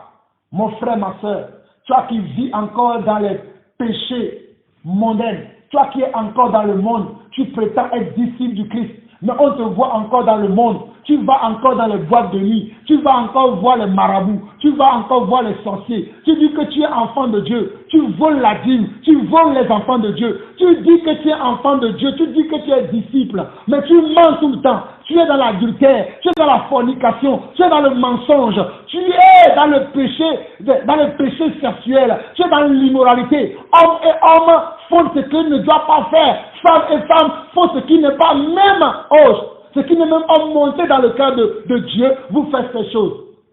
Bientôt, très bientôt, là, Dieu va vous frapper. Si vous ne vous repentez pas, si vous ne revenez pas à la sainte doctrine, si vous ne revenez pas dans le droit chemin, si vous ne marchez pas selon les saintes écritures que nous ont annoncées d'avance, selon Ephésiens 2:20, que nous sommes fondés sur comment? Le fondement des apôtres et des prophètes. Le fondement des apôtres et des prophètes. Si nous ne revenons pas dans ces choses, Dieu va frapper. Dieu va frapper. Mes frères, mes soeurs qui me suivez, je ne viens pas de moi-même, mais Dieu me dit de dire ce que je te dis. dans Matthieu chapitre 10. Je vais lire cela et je vais finir par là. Matthieu chapitre 10. Que celui qui a des oreilles pour entendre, entende. Surtout pour ceux qui vont suivre cet enseignement plus tard. Dans Matthieu chapitre 10, à partir du verset 22, il dit quoi? Vous serez haïs à cause de tous, à cause de mon nom. Mais celui qui persévérera jusqu'à la fin sera sauvé. Vous serez haïs.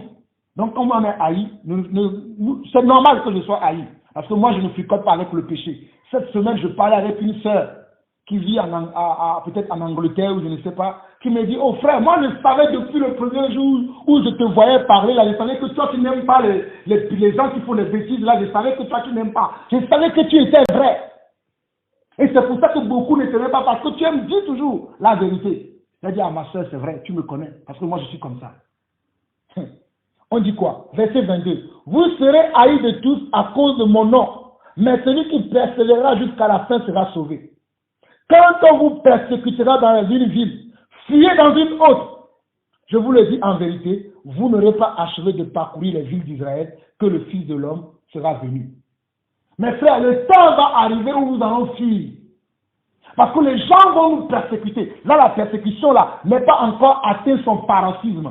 Mais bientôt, très bientôt, nous serons tellement persécutés à cause de cette vérité que nous prêchons. À cause de ce que ces gens font en secret et que nous dénonçons publiquement, nous serons persécutés à cause de cela. Moi, s'il faut que je quitte la France, je quitterai la France. Préparez-vous, hommes de Dieu, serviteurs et servants de Dieu. Préparez-vous à fuir les persécutions.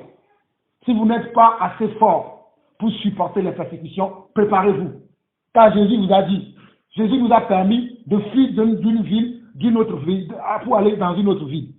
Verset 24, il dit quoi? Le disciple n'est pas plus que le maître, ni le serviteur plus que son Seigneur. Il suffit au disciple d'être traité comme son maître et au serviteur comme son Seigneur. S'ils ont appelé le maître de la maison Belzéboul, à combien plus forte raison appelleront-ils ainsi les gens de sa maison? Ne les craignez donc point, car il n'y a rien de caché qui ne doit être découvert, ni de secret qui ne doit être connu. N'ai-je pas dit cela au début de l'enseignement? Rien ne va plus être caché. Même toi qui as caché des choses sous ton église là, toi, parce qui as enterré de la sorcellerie, de la magie dans ton église, quand tu vas prêcher avec les gens, il y a du gris-gris dans ta poche, il y a du gris-gris partout dans tes voitures. Oh mon frère, le Seigneur Dieu va frapper. Il va frapper. Il va frapper. Oh mon Dieu va frapper. Il va frapper. Le Seigneur Dieu va frapper. Il va frapper. Mon Seigneur Dieu va frapper. Bientôt, très bientôt, il va frapper. Le Seigneur Dieu va frapper. Il frappera. Le Seigneur Dieu frappera. Toi qui vis dans le péché, le Seigneur Dieu te frappera. Toi qui vis dans l'immoralité, le Seigneur Dieu te frappera. Toi qui vis dans l'impudicité, le Seigneur Dieu te frappera. Toi qui vis dans le mensonge, oh mes frères, repentez-vous, repentez-vous, remettez de l'ordre dans vos vies, remettez de l'ordre dans vos intimités avec le Seigneur. Sinon bientôt, très bientôt, le Seigneur va frapper. Il va frapper. Verset 27. Ce que je vous dis dans les ténèbres, dites-le en plein jour, et ce qui vous est dit à l'oreille, prêchez-le sur les toits. Ne craignez pas ce qui tue le corps et qui ne peut tuer l'âme. Craignez plutôt celui qui peut faire périr l'âme et le corps dans la géhenne. Nous devons craindre le Seigneur, mes frères. La crainte du Seigneur est le commencement de la sagesse. Je ne vais pas perdurer là-dessus.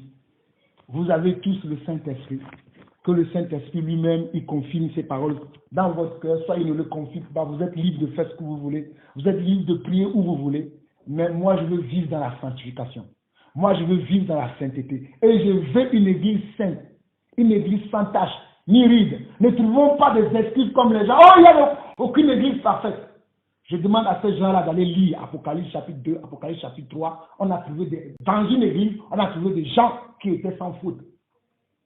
Donc ne me dites pas que non, tout le monde pêche. Oui, tout le monde pêche. Moi, je ne suis pas tout le monde. Je suis un enfant de Dieu. Et selon 1 Jean, chapitre 3, chapitre 4, celui qui est né de Dieu ne pratique pas le péché. Je ne veux pas pratiquer le péché. Je ne suis pas de ce monde. Mon royaume n'est pas d'ici bas. Mon royaume vient d'en haut. Je ne viens pas de ce monde-là. Je viens d'en haut. Là-haut, là-bas, là-haut, tout là-haut. Je viens de là-haut, tout là-haut. Mon royaume n'est pas de ce monde, c'est ce que Jésus a dit. Donc je ne peux pas me conformer à ce monde. Je ne peux pas m'étaler avec ce monde. Je ne peux pas me marier avec ce monde. Mais je me suis marié avec Jésus-Christ. Je me suis marié avec l'Esprit de Dieu. Je me suis marié avec la parole de Dieu. Je prie que cela soit ton cas. Toi aussi qui écoutes ma voix. Toi frère, toi soeur qui écouteras cet enseignement. Je prie que cela soit aussi ton cas. Ne reste pas dans le péché. Ne reste pas dans cet état de péché. Ne trouve pas d'excuses à tes péchés. Va te repentir. Va au pied du Seigneur. Repends-toi. Repends-toi. Repends-toi. Repends-toi. Repends-toi. Repends-toi. Repends-toi. Repends-toi. Repends-toi. Repends-toi. Repends-toi. Repends-toi. Repends-toi. Reviens dans les voies droites. Reviens dans la voie du Seigneur. Reviens dans la voie du Seigneur. Reviens, reviens. Oh, reviens mon frère. Reviens ma soeur. Reviens mon frère. Reviens ma soeur. Dans les voies du Seigneur. Dans les voies de notre Dieu. Celui qui a créé le ciel et la terre. Reviens dans ses voies. Reviens dans ses ordonnances. Reviens dans ses lois. Reviens dans ses commandements. Reviens dans ses pratiques. Mais quitte toute forme de péché, toute forme de lassitude, toute forme de compromission. Oh, je dis, toute forme de péché. Quitte le péché. Les apôtres ont dit à Jésus, nous avons tout quitté pour te suivre. Qu'est-ce que toi tu as quitté? Mon frère, ma soeur, qu'est-ce que tu as quitté? Je te parle à toi maintenant. Qu'est-ce que tu as quitté? Moi, j'ai quitté le monde. J'ai quitté ma famille. J'ai quitté beaucoup de choses. J'ai quitté des travails pour le Seigneur. J'ai quitté, je continue de quitter même encore des choses. Mais toi, tu quittes quoi? Qu'est-ce que tu quittes? Qu'est-ce que tu as déjà quitté? Pour le Seigneur, pour notre Dieu. Car ce sont ceux qui ont quitté des choses qui hériteront le royaume à venir. Ce sont ceux qui ont quitté leur vie, ceux qui ont haï leur vie, ceux qui ont aimé l'avènement du Seigneur. C'est ceux-là qui seront sauvés. Jésus revient. Alléluia. Jésus revient, alléluia. Jésus revient, alléluia. Alléluia, alléluia. Jésus revient, alléluia. Jésus revient, alléluia. Jésus revient, alléluia. Alléluia, alléluia. Oh Jésus revient, alléluia. Jésus revient, alléluia. Jésus revient, alléluia. Alléluia, alléluia. Seras-tu prêt quand il viendra? Seras-tu prêt quand il viendra? Seras-tu prêt quand il viendra? Quand il viendra? Quand il viendra? Seras-tu prêt quand il viendra, mon frère, ma soeur? Seras-tu prêt quand il viendra, homme de Dieu? Seras-tu prêt quand il viendra? Quand il viendra? Oh, quand il viendra, Jésus revient, Maranatha. Jésus revient, Maranatha. Jésus revient, Maranatha. Maranatha, Maranatha. Jésus revient, Maranatha. Oh, Jésus revient, Maranatha. Yeshua revient, Maranatha. Maranatha. Oh, Maranatha. Oh, Yeshua revient, Maranatha. Yeshua Maranatha. Yeshua revient, Maranatha. Maranatha, oh Maranatha. Yeshua revient, Maranatha. Yeshua revient, Maranatha. Yeshua revient, Maranatha. Maranatha, Maranatha. Oh Yeshua revient, Maranatha. Yeshua revient, Maranatha. Yeshua revient, Maranatha. Maranatha, Maranatha. Seras-tu prêt quand il viendra? Seras-tu prêt quand il viendra? Seras-tu prêt quand il viendra? Quand il viendra, oh quand il viendra, oh seras-tu prêt quand il viendra? Oh seras-tu prêt quand il viendra? Seras-tu prêt mon frère quand il viendra? Oh quand il viendra, quand il viendra. Seras-tu prêt ma soeur quand il viendra? Oh seras-tu prêt mon frère quand il viendra? Seras-tu prêt quand Jésus reviendra? Quand Jésus reviendra, quand il viendra, es-tu prêt pour le recevoir? Es-tu prêt pour l'accueillir? Es-tu prêt pour l'accueillir? Pour l'accueillir, pour l'accueillir. Es-tu prêt pour l'accueillir? Es-tu prêt pour l'accueillir? Es-tu prêt pour l'accueillir? Pour l'accueillir, pour l'accueillir. Es-tu prêt pour l'accueillir? Es-tu prêt pour l'accueillir?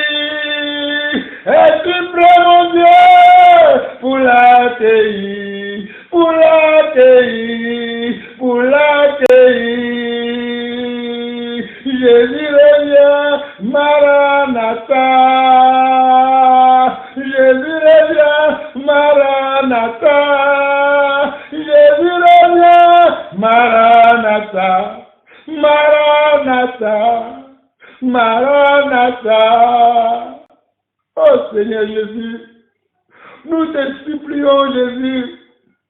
Pardonne nos péchés, efface nos iniquités, Seigneur. Donne-nous un cœur pur, car nous ne voulons pas manquer ce rendez-vous avec toi.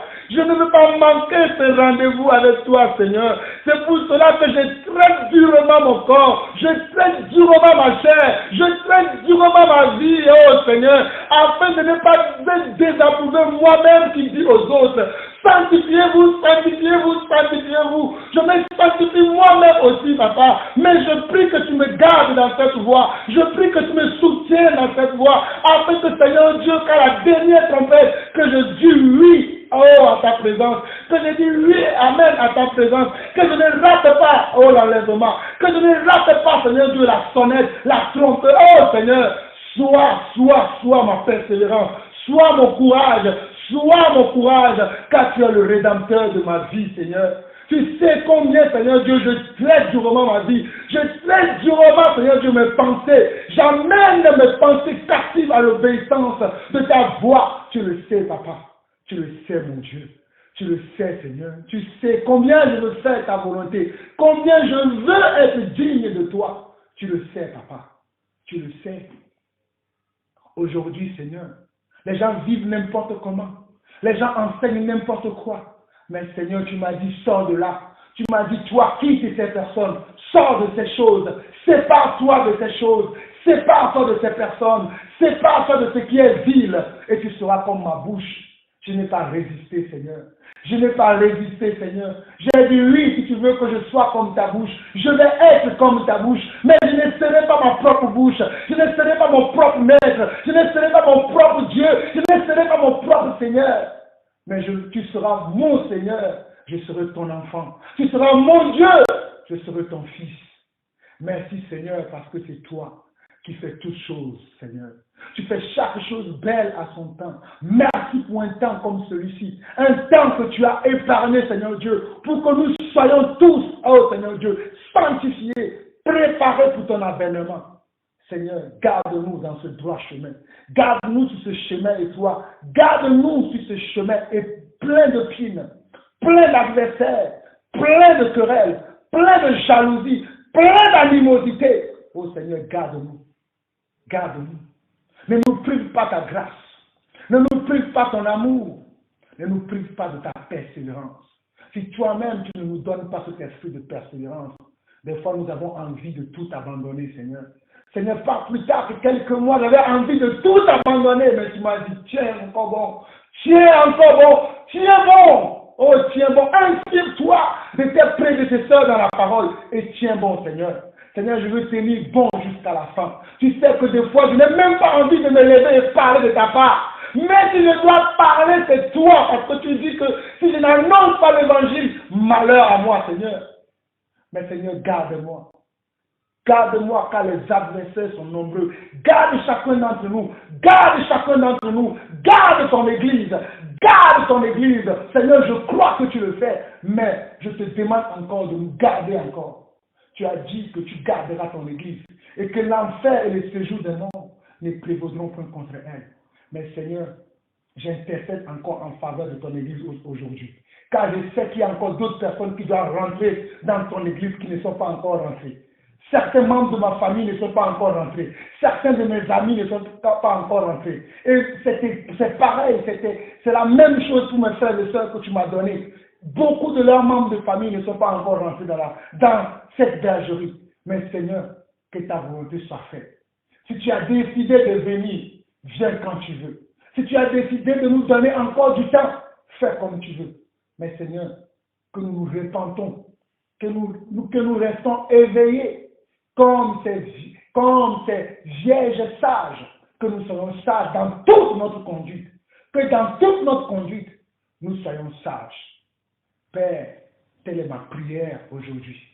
Pour moi, pour les frères qui sont avec moi ici, et pour toute ton église, dans le monde entier, pour tous tes enfants dans le monde entier, pas ceux-là qui vivent dans la compromission, pas ceux-là qui vivent dans le péché, mais ceux-là qui par leur foi veulent obtenir des promesses, qui par leur vie de sanctification, leur vie de pureté, leur vie de réserve. Oh Seigneur, ils ont mis, Seigneur Dieu, leur gloire en réserve. Ils ont dit, nous fuyons maintenant la gloire de ce monde et nous acceptons ta gloire. Seigneur, c'est pour cela que je prie. C'est pour cela que je prie. Parce que c'est ce que toi-même tu as fait en Jean chapitre 17. Tu as prié pour tes disciples en disant, je les garde. Père, garde-les. Parce que ceux que tu m'as donnés, je n'ai perdu aucun, si ce n'est le fils de la perdition. Et tu avais dit que c'est au travers d'eux que les autres aussi croiront. Et au travers d'eux, moi j'ai cru aujourd'hui. Mes frères qui sont ici présents aujourd'hui avec moi aussi ont cru. Et ceux qui nous suivent au travers du monde entier aussi ont cru. Et ceux-là que tu as appelés au travers du monde aussi ont cru. Garde chacun d'entre nous. Garde chacun d'entre nous. Garde chacun d'entre nous. Au nom puissant et glorieux de Jésus-Christ. Amen. Si quelqu'un veut encore prier, qu'il prie. Papa, comment dire que nous t'aimons, comment nous repentir de tous nos péchés. Nous maltraite tous les jours de nos vies, papa. Papa, nous voulons nous sanctifier davantage. Nous voulons te plaire à toi et non pas à un homme. Nous voulons marcher comme tu le veux. Nous voulons faire et accomplir ta volonté, papa. Aide-nous à pouvoir nous sanctifier, aide-nous à pouvoir marcher comme tu le veux.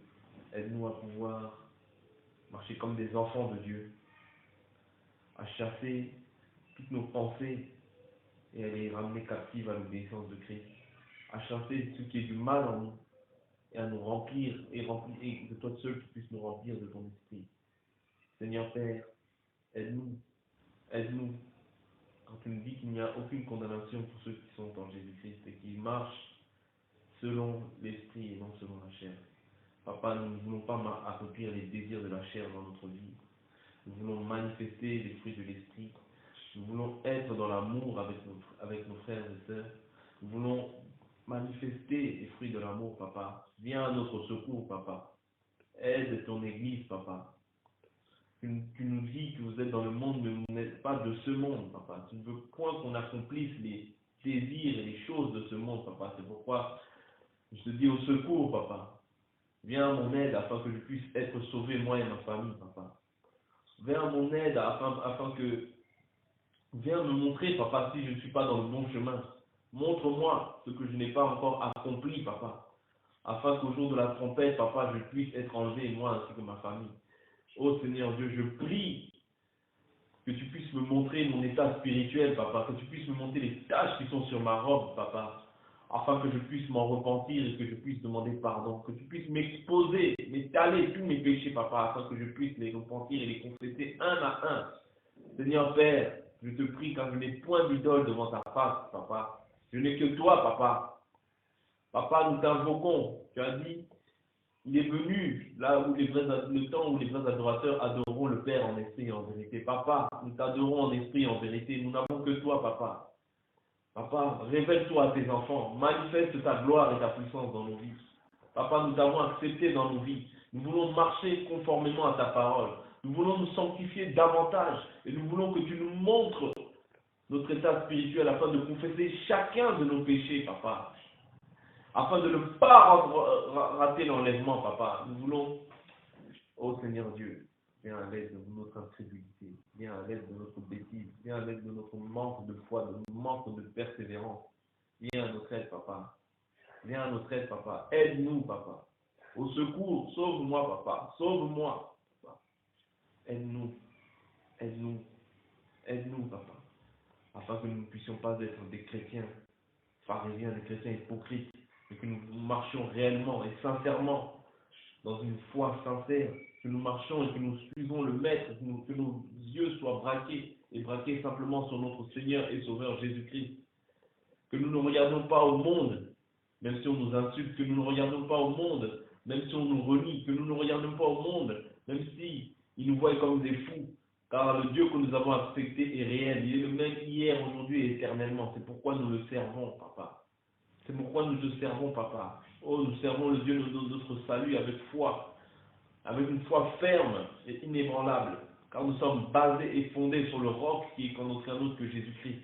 C'est pourquoi nous prions afin que chaque jour, tu puisses venir, tu puisses nous révéler les choses cachées, papa. Nous prions, je prie pour que chaque jour, tu puisses me baptiser dans le Saint-Esprit, papa, afin d'accomplir l'œuvre que tu as mise en moi, papa, afin d'accomplir ce que tu as préparé pour moi, papa. Je prie pour que tu puisses nous revêtir de ton Saint-Esprit, que le Saint-Esprit puisse, papa, nous revêtir, que nous puissions nous lever et accomplir ton œuvre, papa.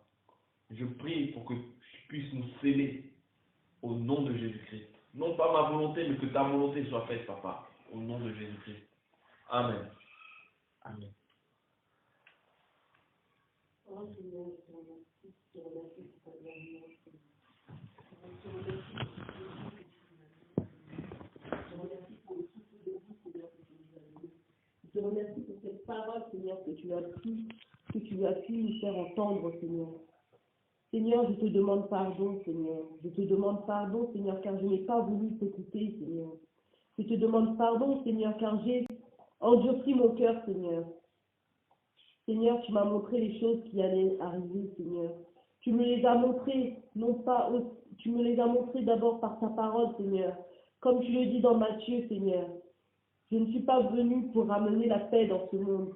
Je suis venu pour amener l'épée.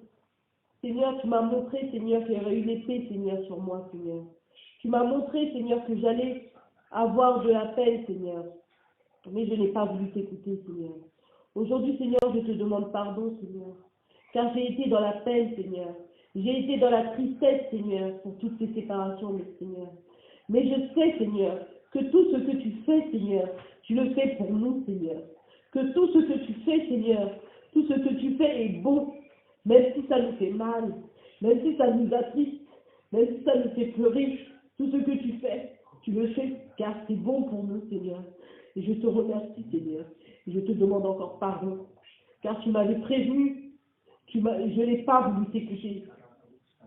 Tu me l'as montré par des songes, je n'ai pas voulu les voir. Tu me l'as soufflé à l'oreille et je n'ai pas voulu t'écouter, Seigneur. Et je te demande encore pardon, mon Dieu.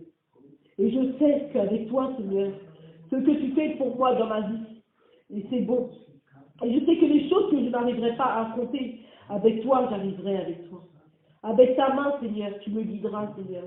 Et que les choses que tu me donnes, Seigneur, tu sais qu'avec toi, je pourrai, Seigneur. C'est pour cela que je te remercie encore, Seigneur. Je te remercie pour cette parole, Seigneur. Je te remercie pour mes frères et sœurs, Seigneur, dans le Seigneur. Je te remercie pour tes enfants que tu nous as donnés, Seigneur, à Patrick et à moi. Je te remercie pour ce mari que tu m'as donné, Seigneur. Car lui aussi, Seigneur, je n'ai pas voulu l'écouter. Et je te demande aussi pardon, Seigneur. Seigneur, je laisse toi entre tes mains. Et je te remercie encore, Seigneur. Car tu es bon. Je sais que tu es bon. Seigneur, tu es bon. Tu es bon pour moi, Seigneur. Tu es bon pour ma maison, Seigneur. Tu es bon pour ma famille, Seigneur. Tu es bon pour mon couple, Seigneur. Tu es bon pour mes enfants, Seigneur.